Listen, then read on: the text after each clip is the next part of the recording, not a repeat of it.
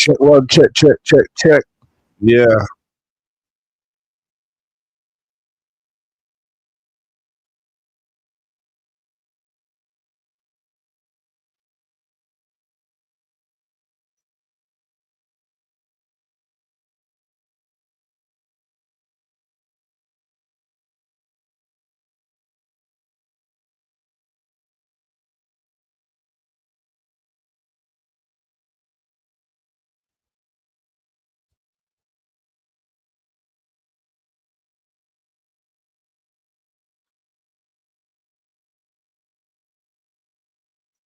Everybody, you know what I mean? What I mean? Best be ready to die if you wanna be free. Big split for that, whoa. So you know what man's lean up. Keep ties with the mob. Stay on job for the peace. M.O.B. Why would I run? If I got my machine, when I got that, best be ready to die. We got Camo in the building. Free. Oh, they're closing in. Come on, big up Aero, Trill. Everyone, Best be ready to die just to protect your people. Put the number of your like in the chat. So right now, knowledge is vital. Because if you can't see the rival, you must be living with your thumbs in your eyeballs. I push weed in the big split and I burn my eye too pure. I need all that ganja, cause they tryna test my gangster. They've been tryna take my life and now they wanna vax my youth. I soon load up with the gang and go crazy like Splatter Cuckoo. Big split for that, whoa. So you know what man's lean up. Blood, I'd rather die before I let him hit me with a vaccine. Never that. Mandatory for everybody. You know what I mean? What I mean? Best be ready to die. Play one more tune and then get into it, man. See the pain. See the pains. DJ Roger Ray, what on? It's Trill. SMS white toys, you get me? La.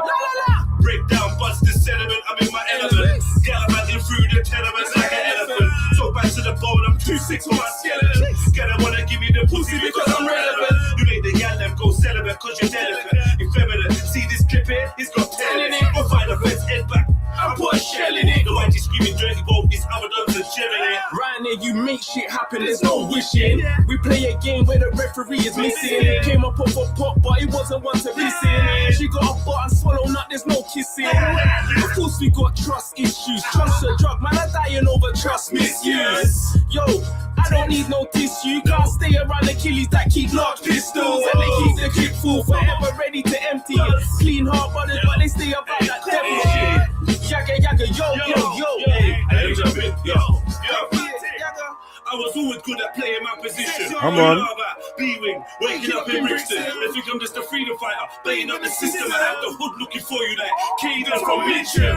That's how manhunt, smoking out that blunt, sweet one. Got me slam dunk in like that front. True, I'm a champion with locks like Samson. I lick the brains like the skull and make you don't feel abandoned. I'm random, plus my arms blacker than Ugandans. My consciousness is in a constant state of expansion. Every bar's an anthem. I should own a couple mansions. An airline like Richard Branson. I'm bad from sperm, official from the TE from a young boy. I've been getting busy with the killies. Mum raised me proper, but the estate was shitty. I was out there making sure the phone stands out to the keys. I had deals on build to make the phone do flips. Keys raiding purses just to purchase bits. I watched the feed push being in veins and nearly died and make the line like, yo, it's only daddy when I buy. Money after make, yeah, after slide. If you're chatting to the pigs, then I pray that you fry it. Loyal to the soil, to the feds, I'll always lie. And I'ma keep it that to the day that I die. While you argue if it's planting or plantain, the The like button, family. another campaign, sipping champagne, plotting to put poison in your fans' veins. You can vote and vote, but you'll never see the plans change. My favorite words are rebel, revolution and rampage. Trapped in the wrong dimension, just trying to make it back safe. Or an indigo, still my heart's blacker than a max cake. You snitch, hope your mum gets set on fire and you catch AIDS. For it's just another baby, hitting with a fat gauge. I posted it on my OnlyFans page.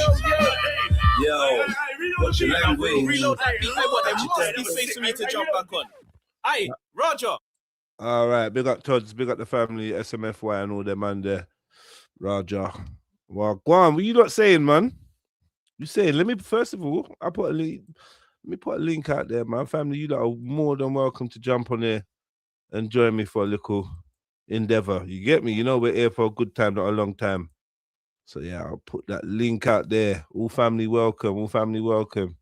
Let me get down there. Hold on. Let me get down. How do I get down there? How do I get down to the fucking to the stream? I'm stuck up. Hold on. What the fuck? Yeah, let me come down and attach the link to the chat and whatnot. This is how hard it is to find my stream. God damn. YouTube, why are you doing me like that? Big up you lot in the building though. Big up, big up, big up, big up, big up. Yeah, yeah. Like the show, like the show, like number 7. Big up yourself, Axum. Let me just link this up there. Boom. Ting. All right, boom. Let's get into it. So basically, having a little scroll earlier, and I come across a little trailer. I don't know. Probably watched about 15 seconds, and I was like, you know what? I'm gonna watch the rest of this on the stream. Then when I went to look for it, I realized there's a whole channel. So we're gonna look into this because it just looks interesting from the get-go. I don't know if it's true, if it's not. I don't know exactly what's going on, but it looks interesting. So, I'm always there with the breaking stuff. Yeah, you'll probably hear about this next year and be like, rah, just show me this. Big up yourself. Big up King H, man. Come on. So, yeah, thank you for putting another of your like in the chat. Let's continue that tradition. Yeah. Big up yourself, Axum. I already said that. So, yeah, there's the link. I've posted it. It's pinned to the top of the chat. So, you feel free to jump on and come and let's go on this little deep dive. Here we go. Where is it? Get me. Don't start with all the questions because I don't know. That's the answer to your question is I don't know. I don't know yet. I'm not sure yet. Yeah, let's do it like that. That's clean. All right, let's go. Bobby Johnson, the man with a plan.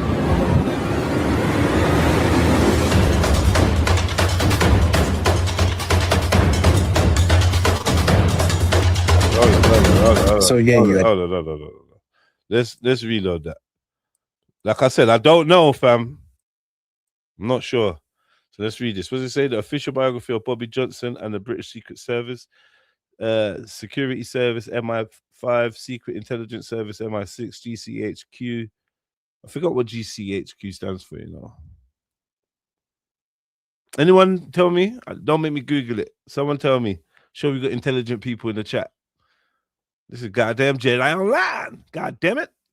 Banned in the UK. What's going on? Anyone know? No one know what GCHQ is? Little fuckers. Okay, here's the short version.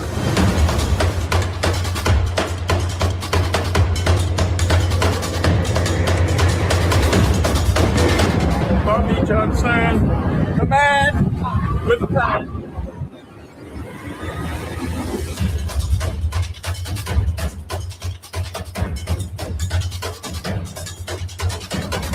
So yeah, you had Diddy's house, you got Epstein Island, but in London we had... Bobby Johnson is referring back to a time where in the aristocracy and people at the top of society.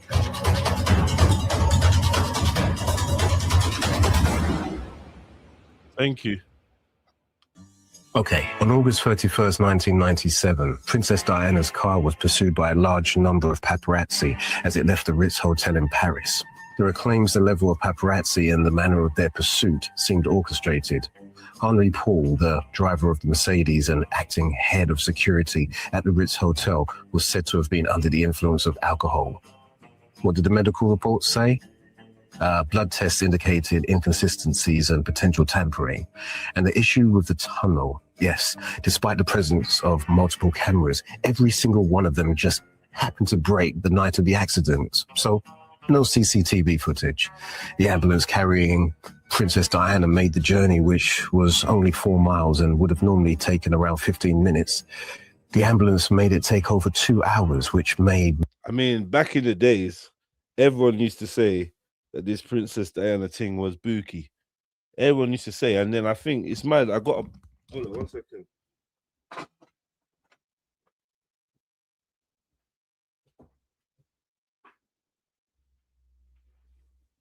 Yeah, it's funny, you know, because at the same time, I got a book. Oh, you can't even see it. It's David Icke, The Biggest Secret. And yeah, I don't know if you could see. Yeah, that right there is Princess Diana. And there was a lot of talk about Princess Diana. Her car smashed into the 13th pillar, this and that, and rare. And I think that's when my eyes were open to the idea of some of deaths being ritualistic and having a hidden ulterior motive. I'd never really considered something like that being so young. But yeah, I was into reading very, very young. That was my main passion was reading shit, and you get me, learning. Anyway. Many people suspicious. After an accident like this, the tunnel would usually close for several days to collect evidence and hold a thorough investigation. But unusually, in this case, the tunnel was quickly cleaned and then reopened within a couple of hours. The royal family stayed silent for days, which at the time felt suspicious, and the media's behavior seemed coordinated.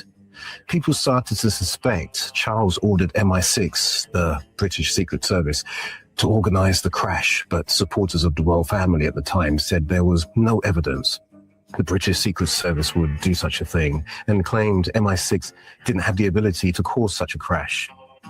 In letters reportedly written by Diana before her unaliving, she expressed fears she was being targeted and predicted that Charles was planning a crash so he could marry Camilla, leading people to call Diana mentally ill, paranoid, schizophrenic, a hysterical woman who was imagining things. And then, as if Diana was Nostradamus, she accurately predicted her unaliving exactly the same way it happened.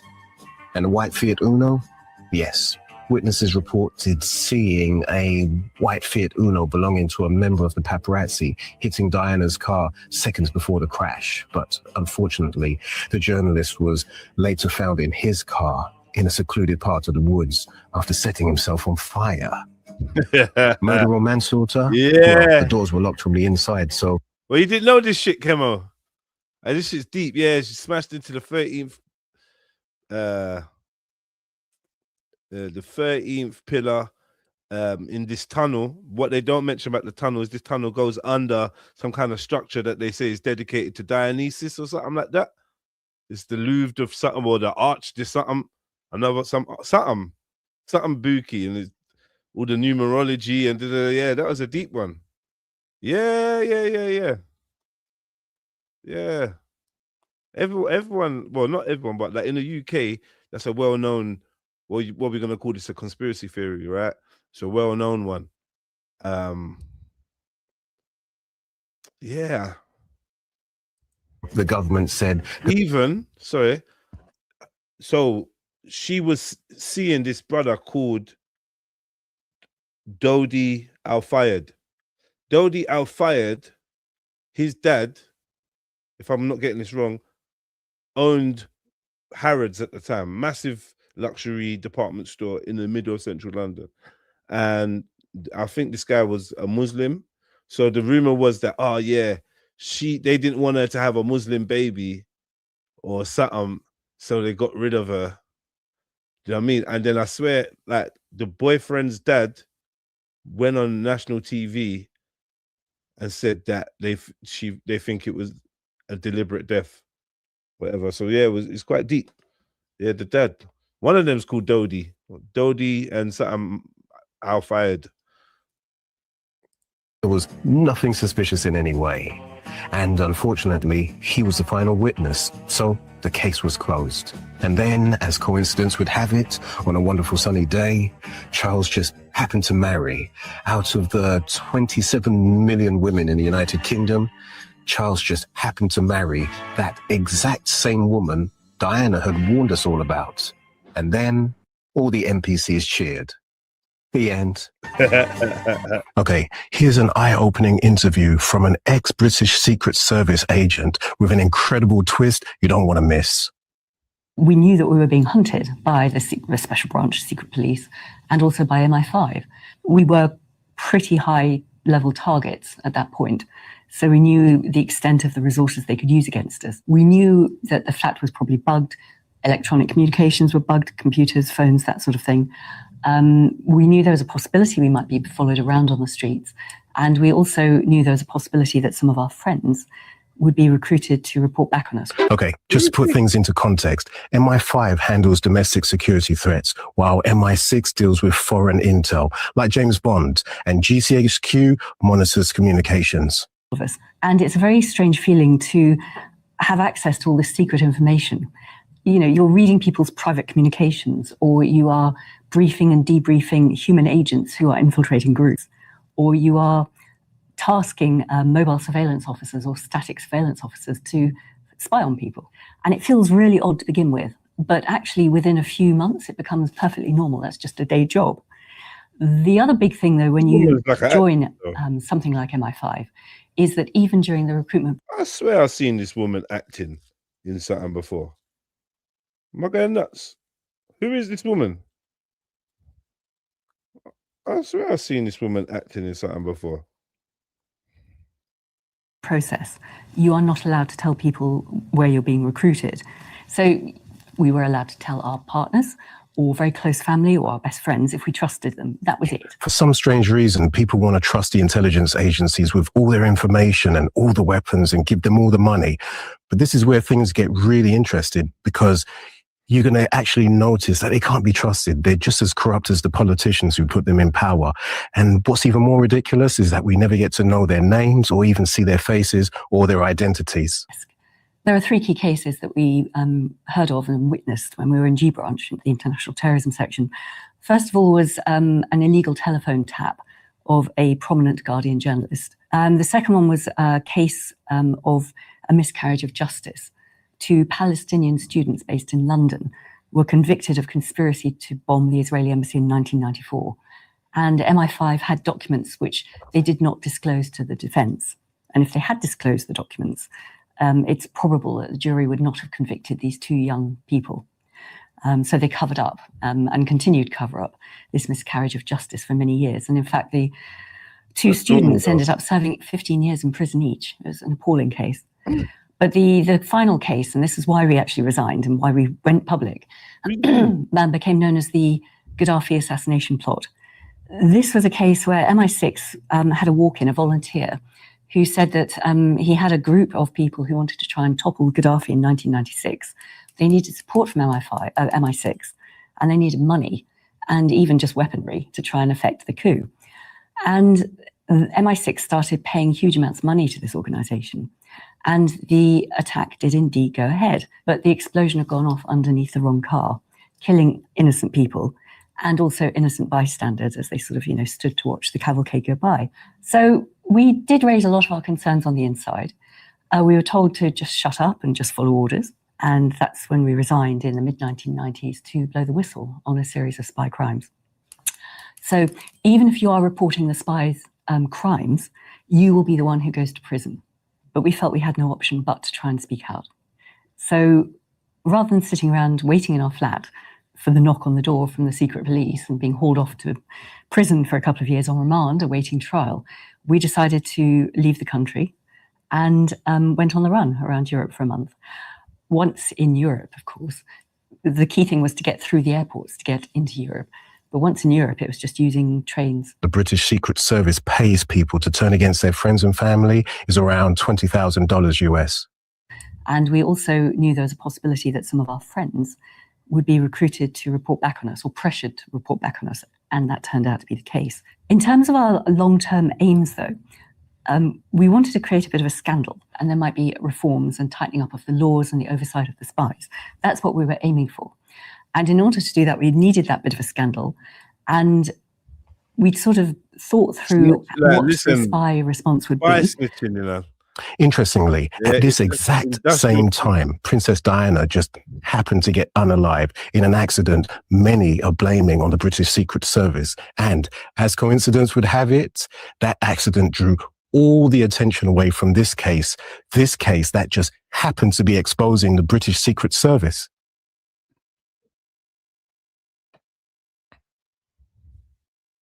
Then a week after we went on the run, Princess Diana died in Paris, which sort of knocked every other piece of news out of the national media for weeks and weeks and weeks. So we lost all our protection. We lost the head of steam in terms of the press campaigning for greater oversight. Fortunately, though, in those days, the tariff for blowing the whistle was 2 years in prison per charge. What they're trying to do at the moment for both whistleblowers and journalists is up that to 14 years in prison per charge, which is huge. And then David finally got the newspaper and BBC to go public about the Gaddafi plot, which was the main reason why he wanted to blow the whistle, in the summer of 1998. And immediately he was arrested when we were in Paris trying to break the story. We're gonna get past and just after the experiences we'd had, I mean, the whole court case took 7 years. The whole case took 7 years in total. Sort of, well, what do we do now? And everything that is now being discussed 25 years on is exactly the sort of stuff that was being discussed when we were blowing the whistle. I think the options for whistleblowers are vastly improved, or have been, over the last decade. There's no doubt about it.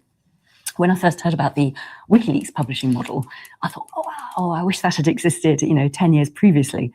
What Edward Snowden revealed a decade ago is this sort of global panopticon of surveillance that is run by our Western democracies, which is astonishing. For a nation state or for a democracy, if everyone within that nation state feels they don't have a sense of privacy, they can't freely discuss or post or write or have freedom of conscience or whatever, then suddenly that actually becomes a bit of a police state, a bit like East Germany before the Berlin Wall came down. And that's how democracies begin to fray and democracy can end, and the slide towards totalitarianism of police states can begin. This is me, Al Pacino, 50 Cent, 33 Portland Place, next to the BBC headquarters, politicians and celebrities. I was working as a citizen journalist when, during one of my many interviews with Alex King, Bobby Johnson, the man with the top.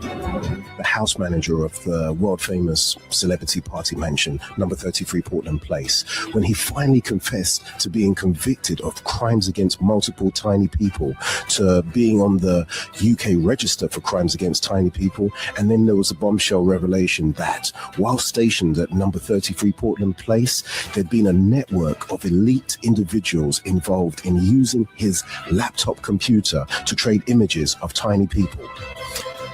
This video will ask the following 4 questions. Who were the tiny people in those horrific images being traded on Alex King's computer? Was it an online marketplace for tiny people? Are those tiny victims still alive? And is the British Secret Service breaking laws to protect the elite people responsible? 33 Portland Place, London. Celebrities, supermodels, politicians, and CCTV cameras. What does this look like to you? Now, fast forward to 2016, 2017, London, United Kingdom. I studied law in London, wrote professionally for 25 years. Why has man got the Pink Panther music in the background? Yeah, so I'll be surprised. So is he driving a car with a mic talking crazy? I don't know what he's doing, bro. You get me? Big at yourself, Luke. Yeah, I don't know what he's doing. I don't know if that was AI, CGI, green screen, augmented reality. I don't know what's going on. Man looked like he was at a Tiny Desk concert. Crazy work, bro. Batman Begins, James Bond 007, G-Force, Disney Universe. I worked with Christopher Nolan, amongst other directors, writing video games for movies. Flores and Wolf was my novel. I wrote that when I traveled across Mexico, where I stayed for over 1.5 years. I interviewed Alex King sometime around 2016, 2017.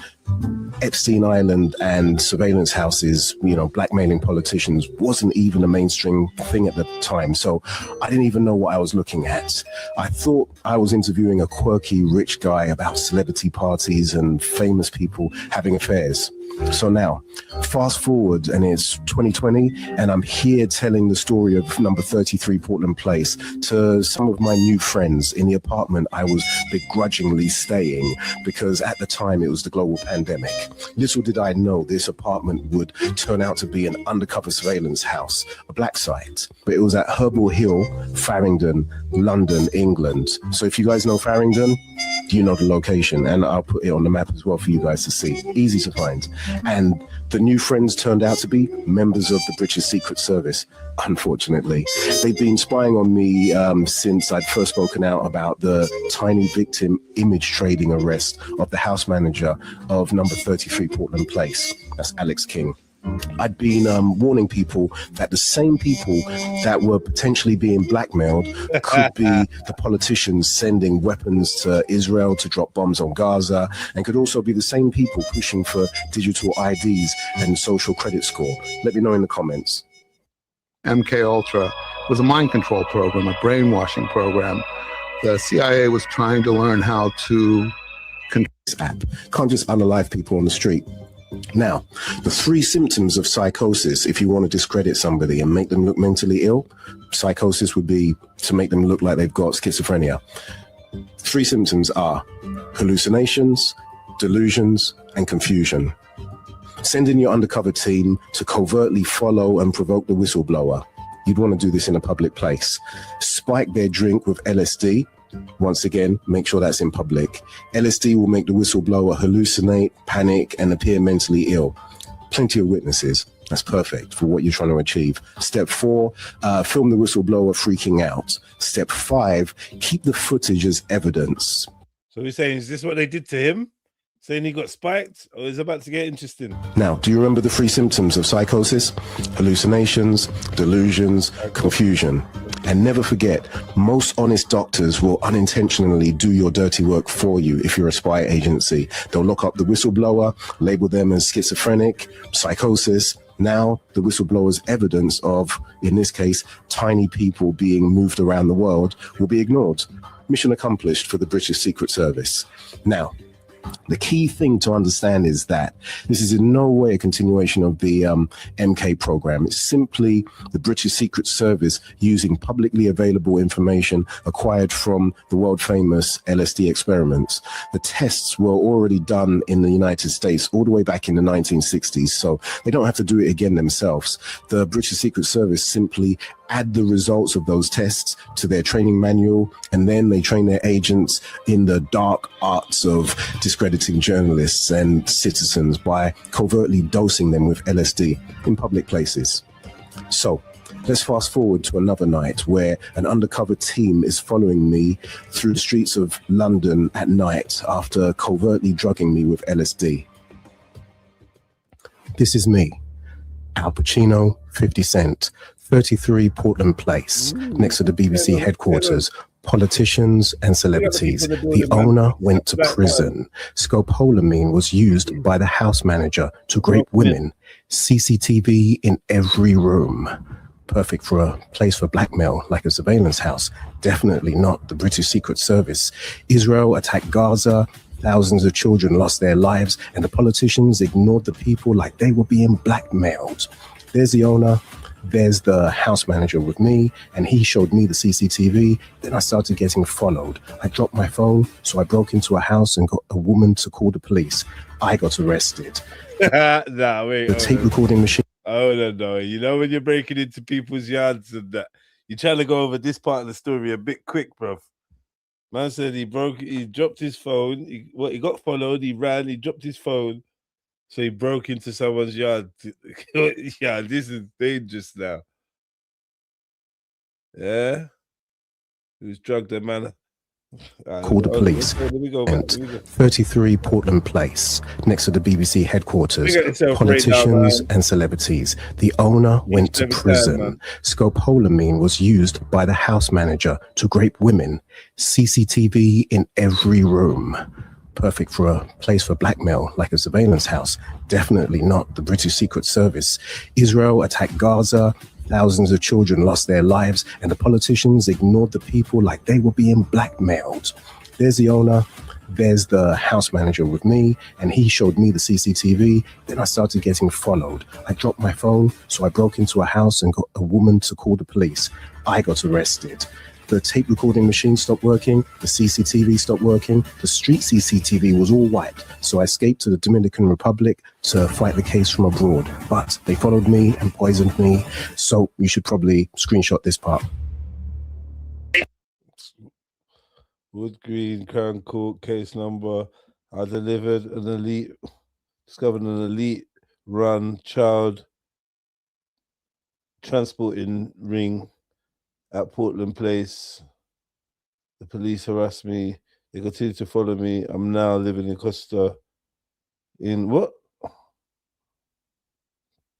Cocotel Resort, Punta Cana.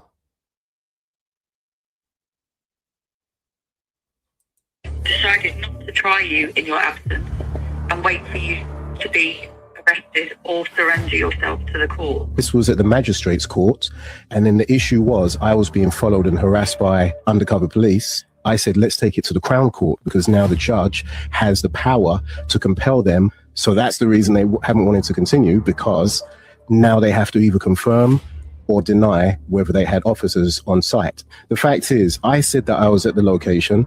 The witness said I was at the location. All of the local neighbors said I was there. As far as I know, the police body cams said I was there. So it's very easy for them to close the case.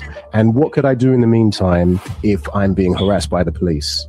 If the police have been harassing you during the time that the warrant's arrested, I don't understand why they haven't arrested you, because they've got a live warrant. Exactly. Lawfully arrest you. Exactly. You would say it's unusual, 5 years. It does sound rather unusual. The police cover up. Rule number 1, when dealing with the government or spy agencies, never try to prove the crime. Instead, create the conditions for a cover up and then document everything. Why did the police and my own legal team both claim they were unable to collect the CCTV footage, even after they had 2 years to do so? And based on the evidence I'm about to show you, do you think my lawyer, Claire Dissington from the law firm GT Stewart, do you think she was working with me or against me? Have a look at this evidence. Email from me, Bobby Johnson, to Claire Dissington of GT Stewart Solicitors. Please confirm you will be presenting the photographs I sent you over the last 3 years and all of the information and questions to be asked in court. I've been requesting you present them and make sure that nothing will be left out. Please confirm. Email from Claire Dissington of GT Stewart to Bobby Johnson. The photographs and questions about police surveillance are not relevant to your defense. I have already advised you about this. Your instructions are that you were being chased by unknown men and went to the woman's flat to call the police. We cannot present evidence to the judge. We have not served a defense statement, and you will have been advised about inferences that can be drawn by not serving one. Email from Bobby Johnson to Claire Dissington at GT Stewart. I need to know how your law firm allowed the time to expire, as your firm mentioned, for the last 2 years, to the point where the CCTV footage was deleted from all public buildings. If this is true, then that is a shocking level of negligence on your part. I also have not heard back from you on what the police response to the question I asked. The question is, was Bobby Johnson under surveillance before, during, or after the incident in question, with their options under the direction of the Crown Court judge being yes, no, or can neither confirm nor deny? I need answers to these questions as soon as possible. And it continues. I have been requesting many times that you ask the police about the harassment I suffered. Question 1. Was Bobby Johnson under surveillance on the night in question? 2. I need you to ask them, was Bobby Johnson placed under surveillance before the night in question? Question 3. Was Bobby Johnson placed under surveillance after the night in question? Question 4. Are the provided photos of part of a surveillance team associated with Bobby Johnson? Note, the responses should be either yes, he was under surveillance. No, he was not under surveillance. And finally, we can neither confirm nor deny. Those are the three options. It's been 2.5 years since my arrest, and they still refuse to answer such a simple question. My defense rests on this issue, so it is of the utmost importance. Also, please let me know why I have not received any information from your firm until this day on something so important to my defense. Thank you. Let me know immediately. This is so important to my case, and my friends and family members are starting to question why you have not supplied me with this information. Why would she refuse to ask such a simple question for 3 whole years? What do you guys think? Why would she refuse to enter the photos of the 5 undercover police officers as evidence? Why? Why would she refuse to put forward as evidence? So my question is, why wouldn't you change solicitors after a couple weeks or months? Why wouldn't you change your solicitors? Why do you sound like you're stuck with this solicitor? If you're side-eyeing the solicitor, then work on. Do you know what I mean? Bigger eye for the like. Welcome, welcome. Much welcome. Yeah. Why? Have I missed that? Like, why are you Bobby Johnson? Yeah, big up Aero. Big up London, man. Why would you? Maybe it's a legal aid one. I think in legal aid you can still change, you know. You know, it's been many years since I had a legal aid solicitor, but from what I recall, you can still change a solicitor. You know? I don't know. Evidence the locations of their 5 surveillance houses. Why would you do that? Let me know, leave a comment as usual. So, and of course, share this video, because how often do you get somebody who's got all of this evidence and court papers and everything to back it up? And as you're going to see later on, recordings of everything. Right. The Crown Court judge now has the power to compel the police and the British Secret Service to answer the questions, the important questions of who were those people in the photographs. Now, the judge must now give the police and British Secret Service the choice of 3 answers to the questions of whether I was under surveillance by a team of undercover officers the night I ran into the property. Now, the judge's question is as followed. Very, very straightforward. Was Bobby Johnson under surveillance? And the options, 3 of them. Very, very easy. Option 1, yes. Option 2, no. Option 3, we can neither confirm nor deny. Now, if the British Secret Service or the police decide to say they can neither confirm nor deny, with option 3, bonkers, can neither confirm nor deny, the judge takes their evasiveness as a yes. So it gives them an option to kind of sneakily, slimily slide to the side and just say, hey, we just don't know. We can neither confirm nor deny. So then the judge understands that's basically a yes. So we'll call it a yes without accountability. Right. So that request should have been made to the police and the British Secret Service in June 2020. A simple question that usually takes them around a few days to answer. But my solicitor, Claire Dissington, and her firm, GT Stewart, made sure that the judge never received my repeated instructions over the 3 years they represented me. Do you think that's suspicious? Do you think that here we are in 2025, moving on to 2026, after the case was pushed back a 4th time, that this time in September 2023, so it was an entire 3 years after the event, that my solicitor for 3 years, Claire Dissington of GT Stewart, has refused to ask the judge such a simple question. Okay, bro. I need to understand why you let that go on for 3 years, though. I hope he says why. Vitally important question, but she just hasn't bothered to ask. Not just that, she hasn't asked anything. She hasn't presented any evidence in 3 years. Does that look insane, or does that look normal? Couldn't even somebody representing themselves place the images in an email and give them to the judge? That's literally all she needed to do in 3 years. Didn't do it. Didn't do it. Does that seem odd to you? Does that seem like a cover-up? I'm not going to say. You can figure it out for yourself. That's what we're working against, because it's very, very rare for somebody to be in a position like me as a whistleblower and have all of this evidence to display, and also evidence of a cover-up. That's why anybody who wants to see justice and doesn't like the government doing these type of things and doesn't like to see tiny people being moved around and horrific images of them being shared, and doesn't like to see whistleblowers locked up in mental asylums or even in prison, then you know that you... So just to show you that's Netanyahu laughing there, just in case. You should be supporting. But then, of course, you've got the cowards who are just like, oh, what can I do? I'm just one man. Yeah. Bums, all of them. If you're like that, then obviously maybe you should stop watching the video. But if you're a revolutionary and you're a person who actually believes we can change things and isn't a coward, then continue watching. I have photos of 5 of the undercover officers and the location of 5 of their Secret Service surveillance houses. Think about this. I've got all of that. 5 pictures of 5 undercover officers and the locations of 5 of their surveillance houses, which I'm going to show you on Google Maps.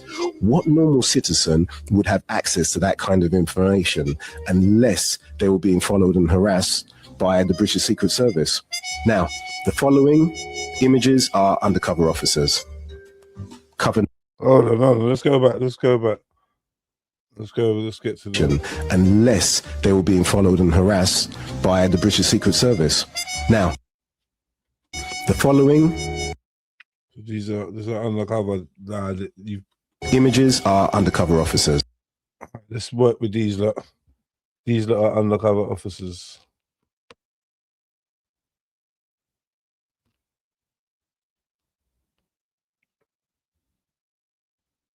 What are you lot saying? What are you lot saying?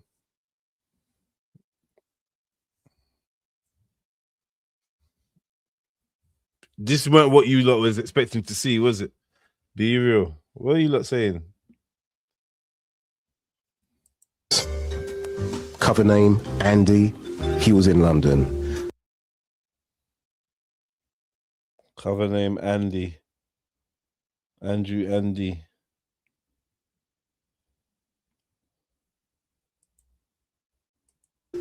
They were in Nottingham, England.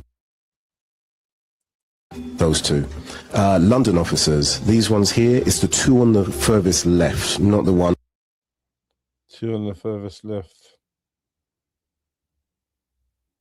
On the right. The 2 on the left are undercover officers, and the man in the middle is called Matt. That's the cover name that he went by. He befriended my brother, William Darty, and just to let you know, my original name before Bobby Johnson, I changed by depot. My original name was Kwame Darty, Kwami, surname Dartey, from number 27 Forest Drive, Woodford Green, Essex.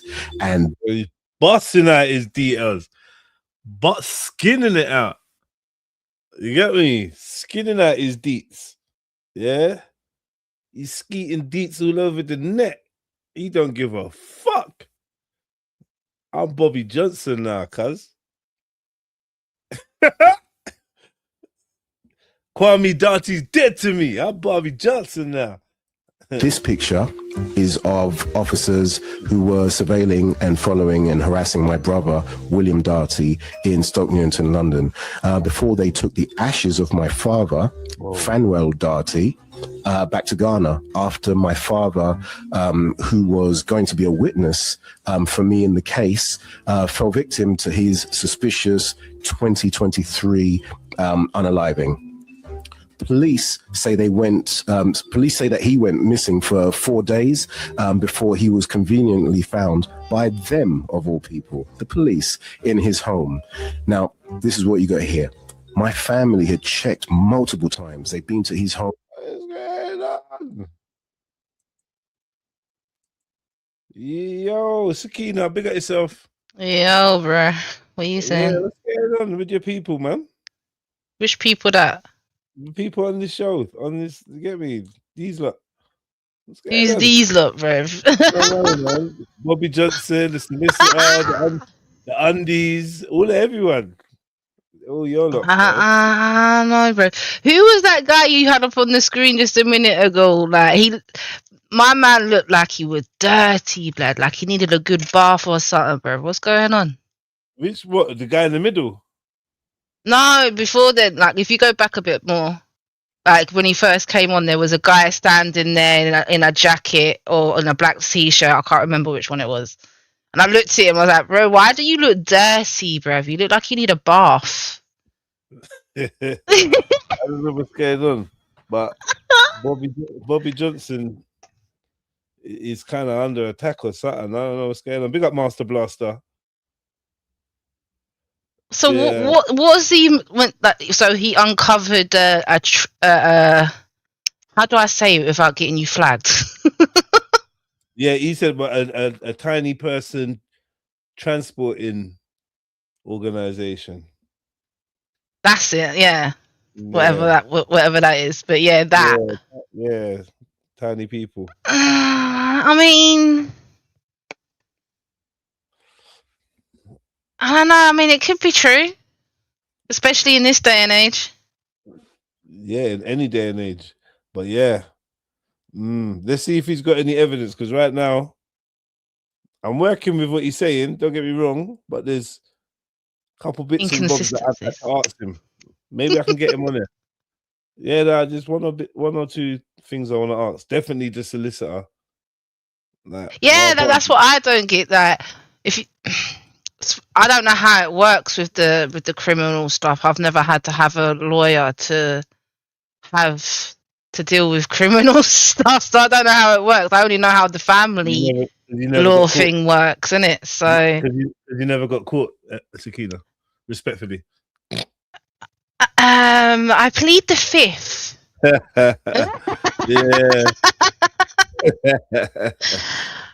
My DBS comes out clean. That's all I know. Yeah. Thank you. No, congratulations. I'm happy for you.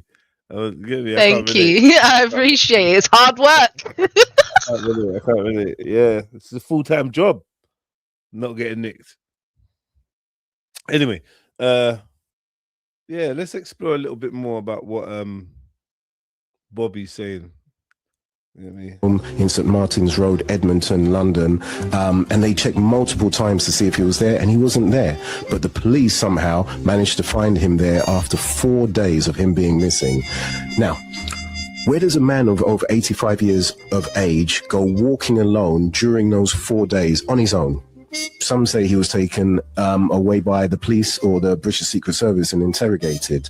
That's what some people are saying. That's what they're saying. I don't know. All I know is what people are saying, and all I know that it looks very odd to go disappearing at 85 years old for 4 days. No one can find you, and then the police find you in your home on your sofa, dead from cancer. Very odd. If you have cancer, which he had, why would you disappear for 4 days and then return? Anyway, that's for you to look into yourselves. Yeah, that is a bit dodgy. I can't lie. If it went down the way he's saying, that's nuts. And but we already know the old bill. When they're looking for you, they don't. Especially if you haven't really done anything wrong too tough. All they're doing is knocking on the door, and then if you don't get no answer, they're fucking off. Do you know what I mean? So he could have been dead, sitting there dead for 4 days without anyone knowing. No, because Bobby's saying his family went to the house several times looking for. So okay. And then all of a sudden, the feds are saying 4 days later they found him dead on the sofa at home. Yeah, that is a bit dodgy. Personally, if an elder in the family like that goes missing, staying at his crib, definitely that's number one. Definitely gonna stay at his crib just in case he does come back. I want to be there, or someone has to be there, right at the crib. Well, I think that's how I would think, innit? I don't know. Especially now. No, I mean, especially if it's an elderly person. Yeah, you'd wait until they come home to make sure they're all right, wouldn't you? He's gone missing. You can't find him. You come to his yard. You've not seen him there. Let someone stay here just in case he comes back. Yeah. And we'll just keep searching the area. Can't have gone far kind of thing. Man, 4 days later, the feds are like, yeah, we found him dead at home. I don't know, man. I get it. I get why man would be a bit suspicious about that, huh? But what he's saying though, that's what people are telling him. So how do we know his family? Just like, yeah, we went there, just to shut him the fuck up because he's a crazy loon in the family, and they're just trying to like, you don't know, do you? I hear you. There could be a flip side to this whole story. You know what I mean? I don't know if he's crazy or not. Are you getting crazy vibes? I don't know. I am side-eyeing. I am side-eyeing. Definitely side-eyeing, because it's just like, who are you? Like, is he someone that, like, why would a little? He's no one known, is he? Journalist. It was a journalist, an author. He said he was in there pretty deep with the man them, like getting exclusive interviews and things like that. And someone showed him something that they shouldn't have, and ever since then, everything's gone Pete Tong. He's been showing some CCTV footage of something that goes on at this number 33, wherever. And just the fact that it's number 33, I believe him. I believe Portland Street, number 33 Portland Street, somewhere in London. Have we Googled the address to see if this address actually exists? He rinses it. He's shown Google images of it from the top, and that we'll find it. He'll probably say it again, and then we'll get it. One of the teams of private detectives I hired, here's the communications between him. Email from the private detective firm I hired. Afternoon, Bobby. I have received the fee. Thank you. An operative has visited Farringdon train station today and has spoken to the station manager, who has confirmed the person in the provided image is a shift supervisor who still works at that station. He was unable to inform me of when he will next be on duty. However, he isn't in today. My mobile number has been left with the station manager and will be passed on to him when he returns to work, and he will be asked to call me. I'll let you know as soon as we receive the call and whether he is willing to provide a statement or recall the incident. Kind regards, Simon. Titan Inquiries. He was investigating one of the witnesses who was seen assisting the undercover officers who were harassing me in central London. And he was seen letting them use his control room at Farringdon Underground Station as a base of operations. Now, the judge must request the British Secret Service response to these photos and to answer why I, Bobby Johnson, a civilian, would know the exact locations of 5 of their top secret surveillance houses. How would I know that unless I was... You don't just randomly go on Google Maps and then just say here, here, and here, and here, and randomly pick 5 places and it lands like magic onto their exact surveillance houses. How would I know the locations of their surveillance houses? So this one is a black site. That's a safe house or an undercover surveillance house. That's at Herbal Hill in Farringdon. I think I mentioned it before, London. And that was in 2020. I was being interrogated by the British Secret Service. At one point, they at one point, one of their teams had revealed themselves and said who they were. And during that interrogation, I was drugged with an LSD type substance and also another substance that is a substance that makes you completely drowsy and have no control over your body. Scopolamine can be slipped into drinks, food, or even blown as a powder. What are you saying? They took you to this address, or because I'm not seeing how this links to the address? Yeah, maybe he's gonna say they took him there. They drugged him. Well, he said he was being interrogated, so I would assume they did take him there. No, how else would he have got there? And then just let him out the front door so he can see the address. This is what I mean. Like, I don't. Gave him a map home that I don't. Or let's see. Let's see. I know about this scopolamine though. Nasty stuff. They're killing it in South America, Colombia, and that. They give you some. Was that the new? What's it called? What's the other one that's good? Fentanyl? No. This one is more like a thing where they spike you with it, and then you wake up and all your stuff's gone. Oh shit! You know what I mean, the sexy girls picked you up at the club. you've taken her to your yard, and you get me, you've poured a drink, you've gone toilet, you've come out, drank the drink with, you get me, had a little smooth. So it's like a date rape drug. Yeah. You wake up and all your stuff's gone. Mm. So yeah, there's some sick documentaries and short films about it still. Okay. Yeah, like there's one where the guy basically goes back to Colombia to try and trace the chick that robbed him, and like it's deep, it's fucking sick. And in the end, he gets her to come to the hotel room. Yeah, like she doesn't realize it's him. She comes to the hotel room, she doesn't even recognize him, and then he's like, "Yeah, do you remember me from last time?" She's like, "No, what?" And he's like, "Yeah, last 2 years ago, you stole my phone, you stole this, you did it, you told me your name was this, rare. I've been tracking you this whole time. It's deep. It's actually deep." Yeah, but you gotta be careful with things like that because them girls, they're attached to like. Yeah, facts. Yeah. So you know what he had? He paid two armed police officers.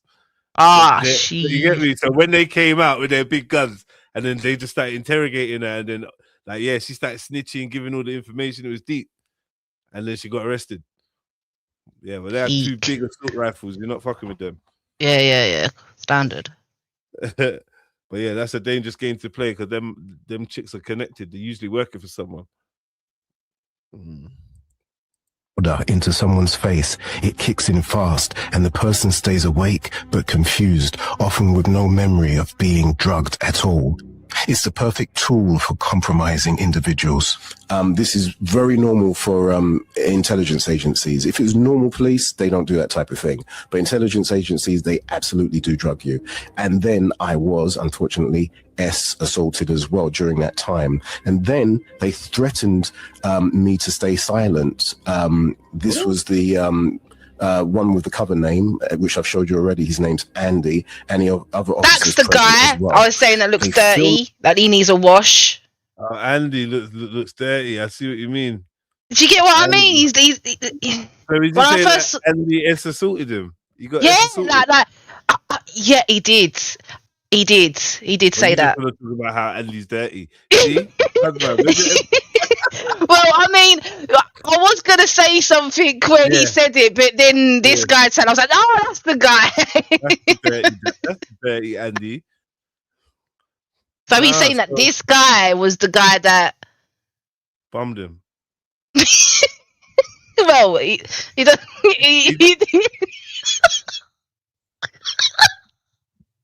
Sorry, is that what you were going to say? I was gonna say, well, we don't know if he did that. It was he said assault in it, so it could have been. Can I say this? Yeah, I was thinking about this earlier yesterday, not bombing someone, but I was thinking about what. You're right there. Do you want to get the giggles up? I was that was a mad giggle. So yeah, I was thinking about you see when they use this term assault, or let's just say sexual assault, don't you think it kind of confuses on what the crime is? Because sometimes they use it for they use it everything. For yeah, that's what I mean. When they say assault, it doesn't necessarily mean, penetration. Could be anything. But so I'm saying that terminology is not good because it's not descriptive in any way, shape, or form. You have no idea what the crime is that's committed. No, yeah, 100%. I agree. Yeah, yeah. Assault is a bad thing in whatever form, but there's a hierarchy as well of what. Do you know what I'm trying to say? So if if someone's grabbed your bum, for instance, or groped you or whatever, is that indecent assault? Is that different from assault? Is that indecent? I think it still be classed as assault because it's grabbing somebody's personal business. Yeah, someone says there was assaulted. What kind of assaulted was it? Well, that's what's yeah. But in what ballpark are we talking? On what? It's on the spectrum, innit? So I just rather grape is just quite clear. Yeah. I don't know, man. But yeah, I just feel like that the language. I is a little mean, bit S assault for him could be, oh, he brushed up against my, Yeah. what. It doesn't necessarily mean, like you said, the other thing. And mood best, you're violating. Oh, yeah, it's mad. The interaction and threatened to release the footage. So now you're starting to understand. What? Showed you already. His name's Andy, and the other officers. Memory of being drugged, and the person stays awake but confused, often with no memory of being drugged at all. It's the perfect tool for compromising individuals. This is very normal for intelligence agencies. If it was normal police, they don't do that type of thing. But intelligence agencies, they absolutely do drug you. And then I was, unfortunately, assaulted as well during that time. And then they threatened me to stay silent. This was the one with the cover name, which I've showed you already. His name's Andy, and the other officers present as well. They filmed the interaction and threatened to release the footage. So now you're starting to understand when I talk about Epstein Island and places like this. I just clocked it. You don't hear.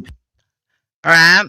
He says Andy's one of the undercover, but he's got a Facebook. He's undercover MI5 or whatever he said he was. Yeah, you could have a Facebook because Andy's probably not your real name, and your Facebook's probably a cover. Like, you know how these have got fake families and shit. You know what I mean? Like from the 80s, they had Greenpeace officers marry not Greenpeace officers, whatever, spies, marrying like people from Greenpeace and having kids with them just to spy on them. Yeah. And then like the government got fined however many 100,000 or whatever for them kind of malpractices and that. So imagine how deep they go on a deeper level. Yeah, they'll marry in, be undercover for 15 years, gathering information. Crazy. So what he's trying to say, he stumbled across their investigation or something, or they're a part of the transportation. He stumbled across the presence of this tiny people transportation, and he's been people start warning him to mine out and move, like, get me and whatever, and then these weird things are happening to him. I don't know, like. But how does he know it's like secret intelligence? It could be just it. This is what I mean. Like, how do you know it's secret? How do you know that these people are not just the gangsters that are in control of whatever you claim it is, and they're the ones badding you up, and they're the ones, drugging you, and they're the ones SAing you? And at one point he said that some officers revealed who they were to him. I mean, that's still not proof of them being whoever they claim they are. Yeah. But I guess it explains why he may believe they are from the intelligence service. But I don't know. There's other dudes there. You've been drugged. Something's happened. But in the something that's happened, they're saying, if you don't keep quiet, we're going to release this. So now imagine this. Imagine that you've been violently raped. Them releasing that is not going to make you look in like a bad light or anything, because something has happened to you. But if you've now in your woozy state, like, done some consensual sword fighting, well, not say you can be consensual, but if you've done some sword fighting or some malarkey where you've interacted, now they've definitely got something on you. So I'm assuming he's done something. Do you understand? Yeah. Well, I'm just for it to be blackmailable. Otherwise, it's just they filmed themselves raping you or whatever, which is like a horrific crime. But if they've got like some footage of you doing something strange for some change, I don't know what he's gonna say. He was under the influence of scopolamine. But yeah. He's already laid down the foundations about the being. Get me? So it's like, I don't know. And this is the thing with blackmail. They could be counting on people to see it like that. And they probably said, well, people just think that you did it and they think you're chatting shit. And that's a whole other reason to get blackmailed. True. It's fucked up, man. People talking about it is because and maybe none of this happened. Yeah, or maybe none of it happened. It's all Right, in, you know, and maybe he is a psychopath with delusions. yeah. Like, sorry, to be fair, we don't know you, Bobby. But like, I'm not even trying to disrespect the thing because personally, I'm more inclined to believe in a good old conspiracy and that. But we're fair and objective, or at least I am. Yeah, And it's I'm got to gonna make say, sense. yeah, Yeah. there is a possibility that you're nuts. I'm not gonna. We ain't ruled that out yet. But we're not calling you saying you're nuts. Just being real, giving a real human response rather than being fake, and then Yeah, giggling 100%. behind your back or something. You know what I mean? Yeah. Yeah, you know. Yeah, I like Yeah. to. Yeah. What would you rather us be real or be fake? Right. You get me? And right now, like, yeah. And when I said bummed earlier, sorry. Yeah. Go on mute, man. Mute up. So mute up. Don't do this. Don't do this. Don't do this. Sakina, stop. You're making it Yeah. Crazy. Nah, you like moving my.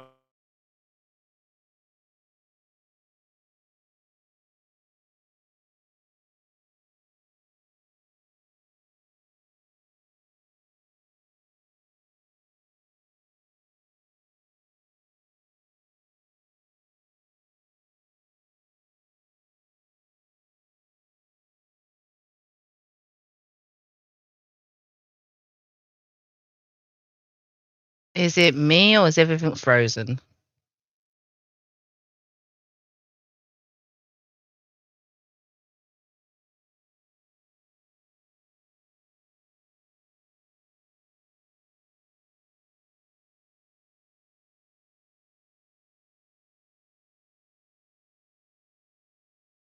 Oh, so okay. It's frozen. Okay. Yeah, he's dropped off. He'll be back in a sec. I thought it was me for a hot minute. I was like, huh? What happens?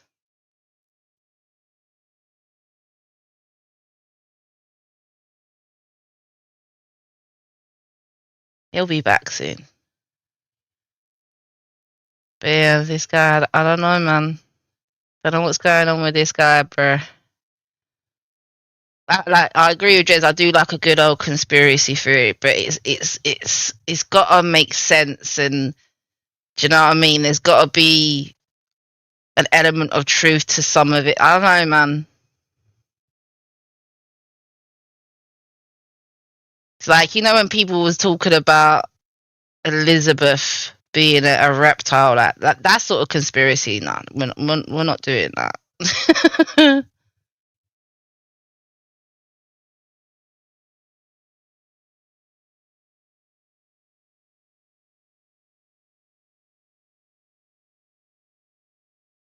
Alright, Jed, no worries. Didn't even know about that one, Luke. Yeah, no. Yeah, it's alright, Jed. Take your time. It's alright. I can try and hold it down for you for a bit.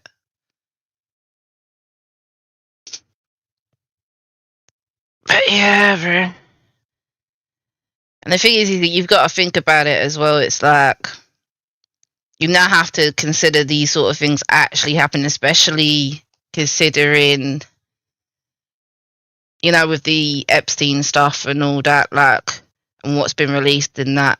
Like, you got to open your eyes to certain things now. Like, it's we can't be ignorant to certain things anymore. So you have to hear these sort of, like, even if you think they're crazy, you know, you have to kind of just hear them out, man, because you never know. But hopefully, when Jez comes back and plays the rest of the video, things will be a bit more clear. Because I'm still confused, bro. I still don't. Okay, you're somebody that knows something you might not, shouldn't know, but I don't know, man. It's a bit confusing for me. Hopefully, we'll get a bit more clarity. But apart from, how are you anyway, Chemo, my brother? How's life been treating you? How are you anyway, Chemo, my brother? Oh, there he is. Welcome back, Jeds. Yeah, madness. Hey, we say MI5 lock off the thing. Hey. Yeah. I thought it was me for a hot second. Everything froze, and I was like, "Oh shit, what happened?" Yeah. Bobby's enemies are our enemies now. Mad. All right, man. Yeah, that was. I heard what you were saying, and yeah, it is a little bit. I'm still sitting here a little bit confused. I think that's what it is, because obviously when you first hear things, it's just confusing to begin with, innit? I think there's a bit more clarity, because like, what evidence has he shown for any of this? It's just his word against whoever's. Yeah, like, I got a picture of this done and that done. But that could be pictures of anybody. You could have just gone onto Facebook and just grabbed a load of random people's pictures. Let me put it this way. I don't believe he's just grabbed random faces. So I believe that people he's interacted with, he suspects them of certain things. I definitely believe that. It's not just, I've just picked. Because if that's the case, like, some of the pictures are shit. You know what I'm trying to say? Like, the side of a man's head and that, like, that to me makes it more realistic. Like, you ain't got a head-on thing, because this is someone that you believe this person is who you think they are. I don't think he's chatting shit. The question to me is not if he's chatting shit, is if he's nuts. Yeah. I'm not getting I chat shit vibes from him. He's got the confidence that, like, do you know what I mean? I'm not getting that vibe from him. Yeah, but I know a lot of people that have got confidence that chat shit. Yeah, no, but but it's like, this ain't that though. I agree with you. But this ain't that.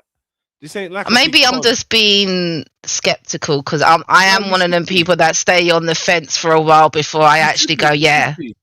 And we're gonna need you in this, because we want to get to the bottom of it. But yeah, you should be skeptical. And at times I'm probably gonna be more skeptical. But if we're talking generally, do I think this man is deliberately deceiving us?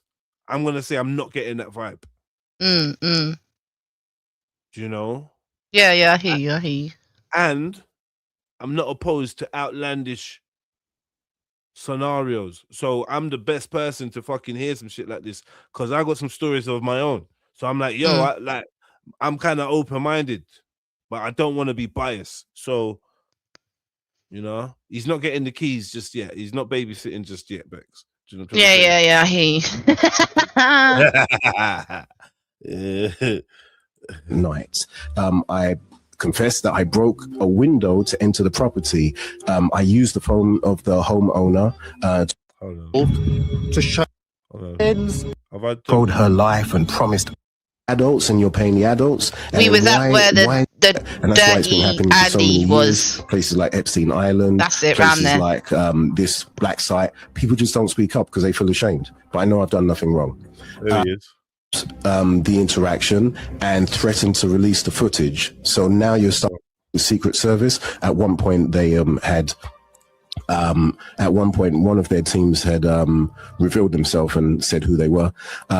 And during that interrogation, I was drugged with an LSD type substance, and also another substance that is a substance that makes you completely drowsy and have no control over your body.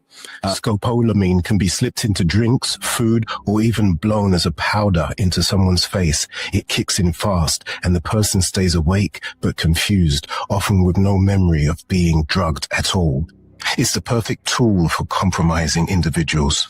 This is very normal for intelligence agencies. If it was normal police, they don't do that type of thing. But intelligence agencies, they absolutely do drug you. And then I was, unfortunately, assaulted as well during that time. And then they threatened me to stay silent. This was the one with the cover name, which I've showed you already. His name's Andy, and the other officers present as well. They filmed the interaction and threatened to release the footage. So now you're starting to understand when I talk about Epstein Island and places like this, the reason you don't hear people talking about it is because these guys will do something like butt breaking, where they'll drug you, film you, and then threaten to release it. And then just the shame of it Buck breaking is mad. Do you know what that is? Yes, I do remember all the times that we discussed things like that. Yes, I remember. Yeah. All right, cool. We won't. For those listening in, that's crazy. for those listening in, quickly, buck breaking. The process of slave owners applying a psychological technique of taking the biggest, strongest one of the slaves, usually one that's tried to rebel, or one that's looked up to by the rest, and basically graping him as a man. Do you know what I mean? Graping him within an inch of his life, basically, in front of all the other slaves. So you gather all the slaves around and make a big spectacle of it, with the aim, this is what it said, with the aim of having a psychological effect of breaking that guy, obviously going to break him, but also breaking the kind of the pedestal, the hero paradigm that these slaves may have of one day somebody being one of us, rising up and getting revenge. So when you see the biggest, strongest one getting dealt with, getting humiliated, and it's to break your spirit, innit? Right. Basically, it's to break everyone's spirit. Yeah. Everyone that sees it.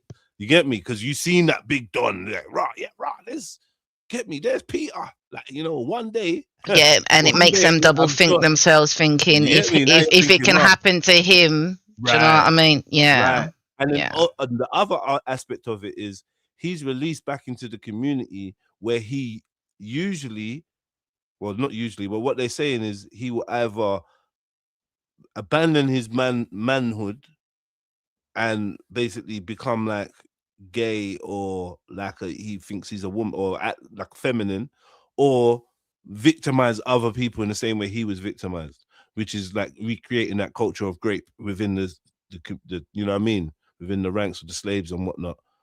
So madness, man. All right, cool. So quick synopsis. Quick synopsis. Jada's doing mad things. This guy worked as a journalist and got in with some high profile celebrities and people and whatever. And he was working with people. He also writ for computer games or whatever with big, not Hollywood, but I don't know, film people and whatever. And at one point in time, he had access to a building or something where he was shown CCTV footage, and he became aware that there was a tiny people transporting operation involving high-flying execs and celebrities and politicians and business people operating out of this 33 Portland Road. I think it was Portland Road. I can't remember. Basically, so once he'd discovered that and maybe spoken to somebody about that, all of a sudden he was being terrorized by intelligence agencies who were doing things like drugging him and graping him and filming it and blackmailing him to keep his mouth closed, which I genuinely wonder why he wasn't just disposed of. Who knows? You know what I mean? Is it that hard to just... Well, this is what I'm thinking. This is what I did. That thought did cross my mind. I'm not gonna lie, because it's like, who are you really? Do you get what I'm saying? It's not like you're like a high profile person that they would have to blackmail, but they need to keep around because you're a benefit. Keep you around? What's the benefit? Yeah, like I don't know. All right. Alone, people just back down and they stay quiet, and that's why it's been happening for so many years. Places like Epstein Island, places like this black site, people just don't speak up because they feel ashamed. But I know I've done nothing wrong. So that was in April 2020 at the undercover police facility in Herbal Hill, Farringdon, and I called up number 101 to report the crime. When was the date I called that up? I called that up 19th of August 2025, and I spoke to somebody called Daniel. His pay number is... Wait. Wait. Did he call it up 5 years later? Did he say this happened in 2020? Yeah, he said 2020. Yeah, I think that's what he said. Yeah. And he called it in 2025? Did he say in 2020? I think he said after, didn't he? He said when he left, he called them after. No? Nah. He's saying he's called this in 2025 and this happened in 2020. So he waited 5 years. You and then threaten to release it, and then just the shame of it alone, people just back down and they stay quiet. And that's why it's been happening for so many years. Places like Epstein Island, places like this black site, people just don't speak up because they feel ashamed. But I know I've done nothing wrong. So that was in April 2020 at the undercover police facility in Herbal Hill, Farringdon, and I called up number 101 to report the crime. When was the date I called that up? I called that up 19th of August 2025. Yeah, I spoke 5 to years. somebody called Daniel. His pay number is C746171, and the CAD number, which is the number you call, and then you get that once you reported the crime, that is CAD 5538. And the CH number is 33960. So we actually have all of the details. Very often the people don't have the details because they can't remember what happened, but I have a very, very good memory. Right. In the following documents, there's evidence they used their connections, and we're talking about the British Secret Service, the government. They use their connections in the medical field to discredit me. They use the age-old tactic of claiming I was mentally ill and imagining everything. But because I had so much evidence, they failed. So they were forced to release me on bail to another one of their undercover safe houses. This one was in Hackney. Okay, why are you getting released on bails to addresses of their they've got some hold over you already? Are you in medical custody or not? Because why are they bailing you? He might be. Why are they releasing you to any buildings of their choice? If you're getting bailed, why is it not a family address? What's happening? What else is there's something? Do you understand? Where's your family at? Where's your address? Why are you not getting bailed to your address? Why don't you have an address? Why are they undercover house in Hackney? What for? What for? Bail for what? Bail for? Sorry, what did you get arrested for? This running in someone's yard thing. He ran in a yard and said, call the police. The woman called the police. You got nicked. Oh, cool. It's not the biggest thing. Mizzy fucking done this. Why the fuck? Mizzy is running in people's yard that he don't know. And someone. So what else? What's the issue? Why you're getting sent to a bail hostel? Is that a bail hostel? Well, yeah, because he's saying they bailed him to this facility. I swear he said that's like an undercover. Yeah, but he's saying that in retrospect. Obviously, when he was sent there, he wouldn't have known that. He's known that. Yeah, true. Saying that they sent him somewhere. That's like, why are you getting sent anywhere? And why in Hackney of all places? Yeah, let's stick an undercover right in the middle of Hackney because that's a great idea. You'd be surprised. You'd be surprised. It's probably the best blending in. Yeah, everyone expects it to be in Regent Street or some shit, but nah, mate, it's in Hackney.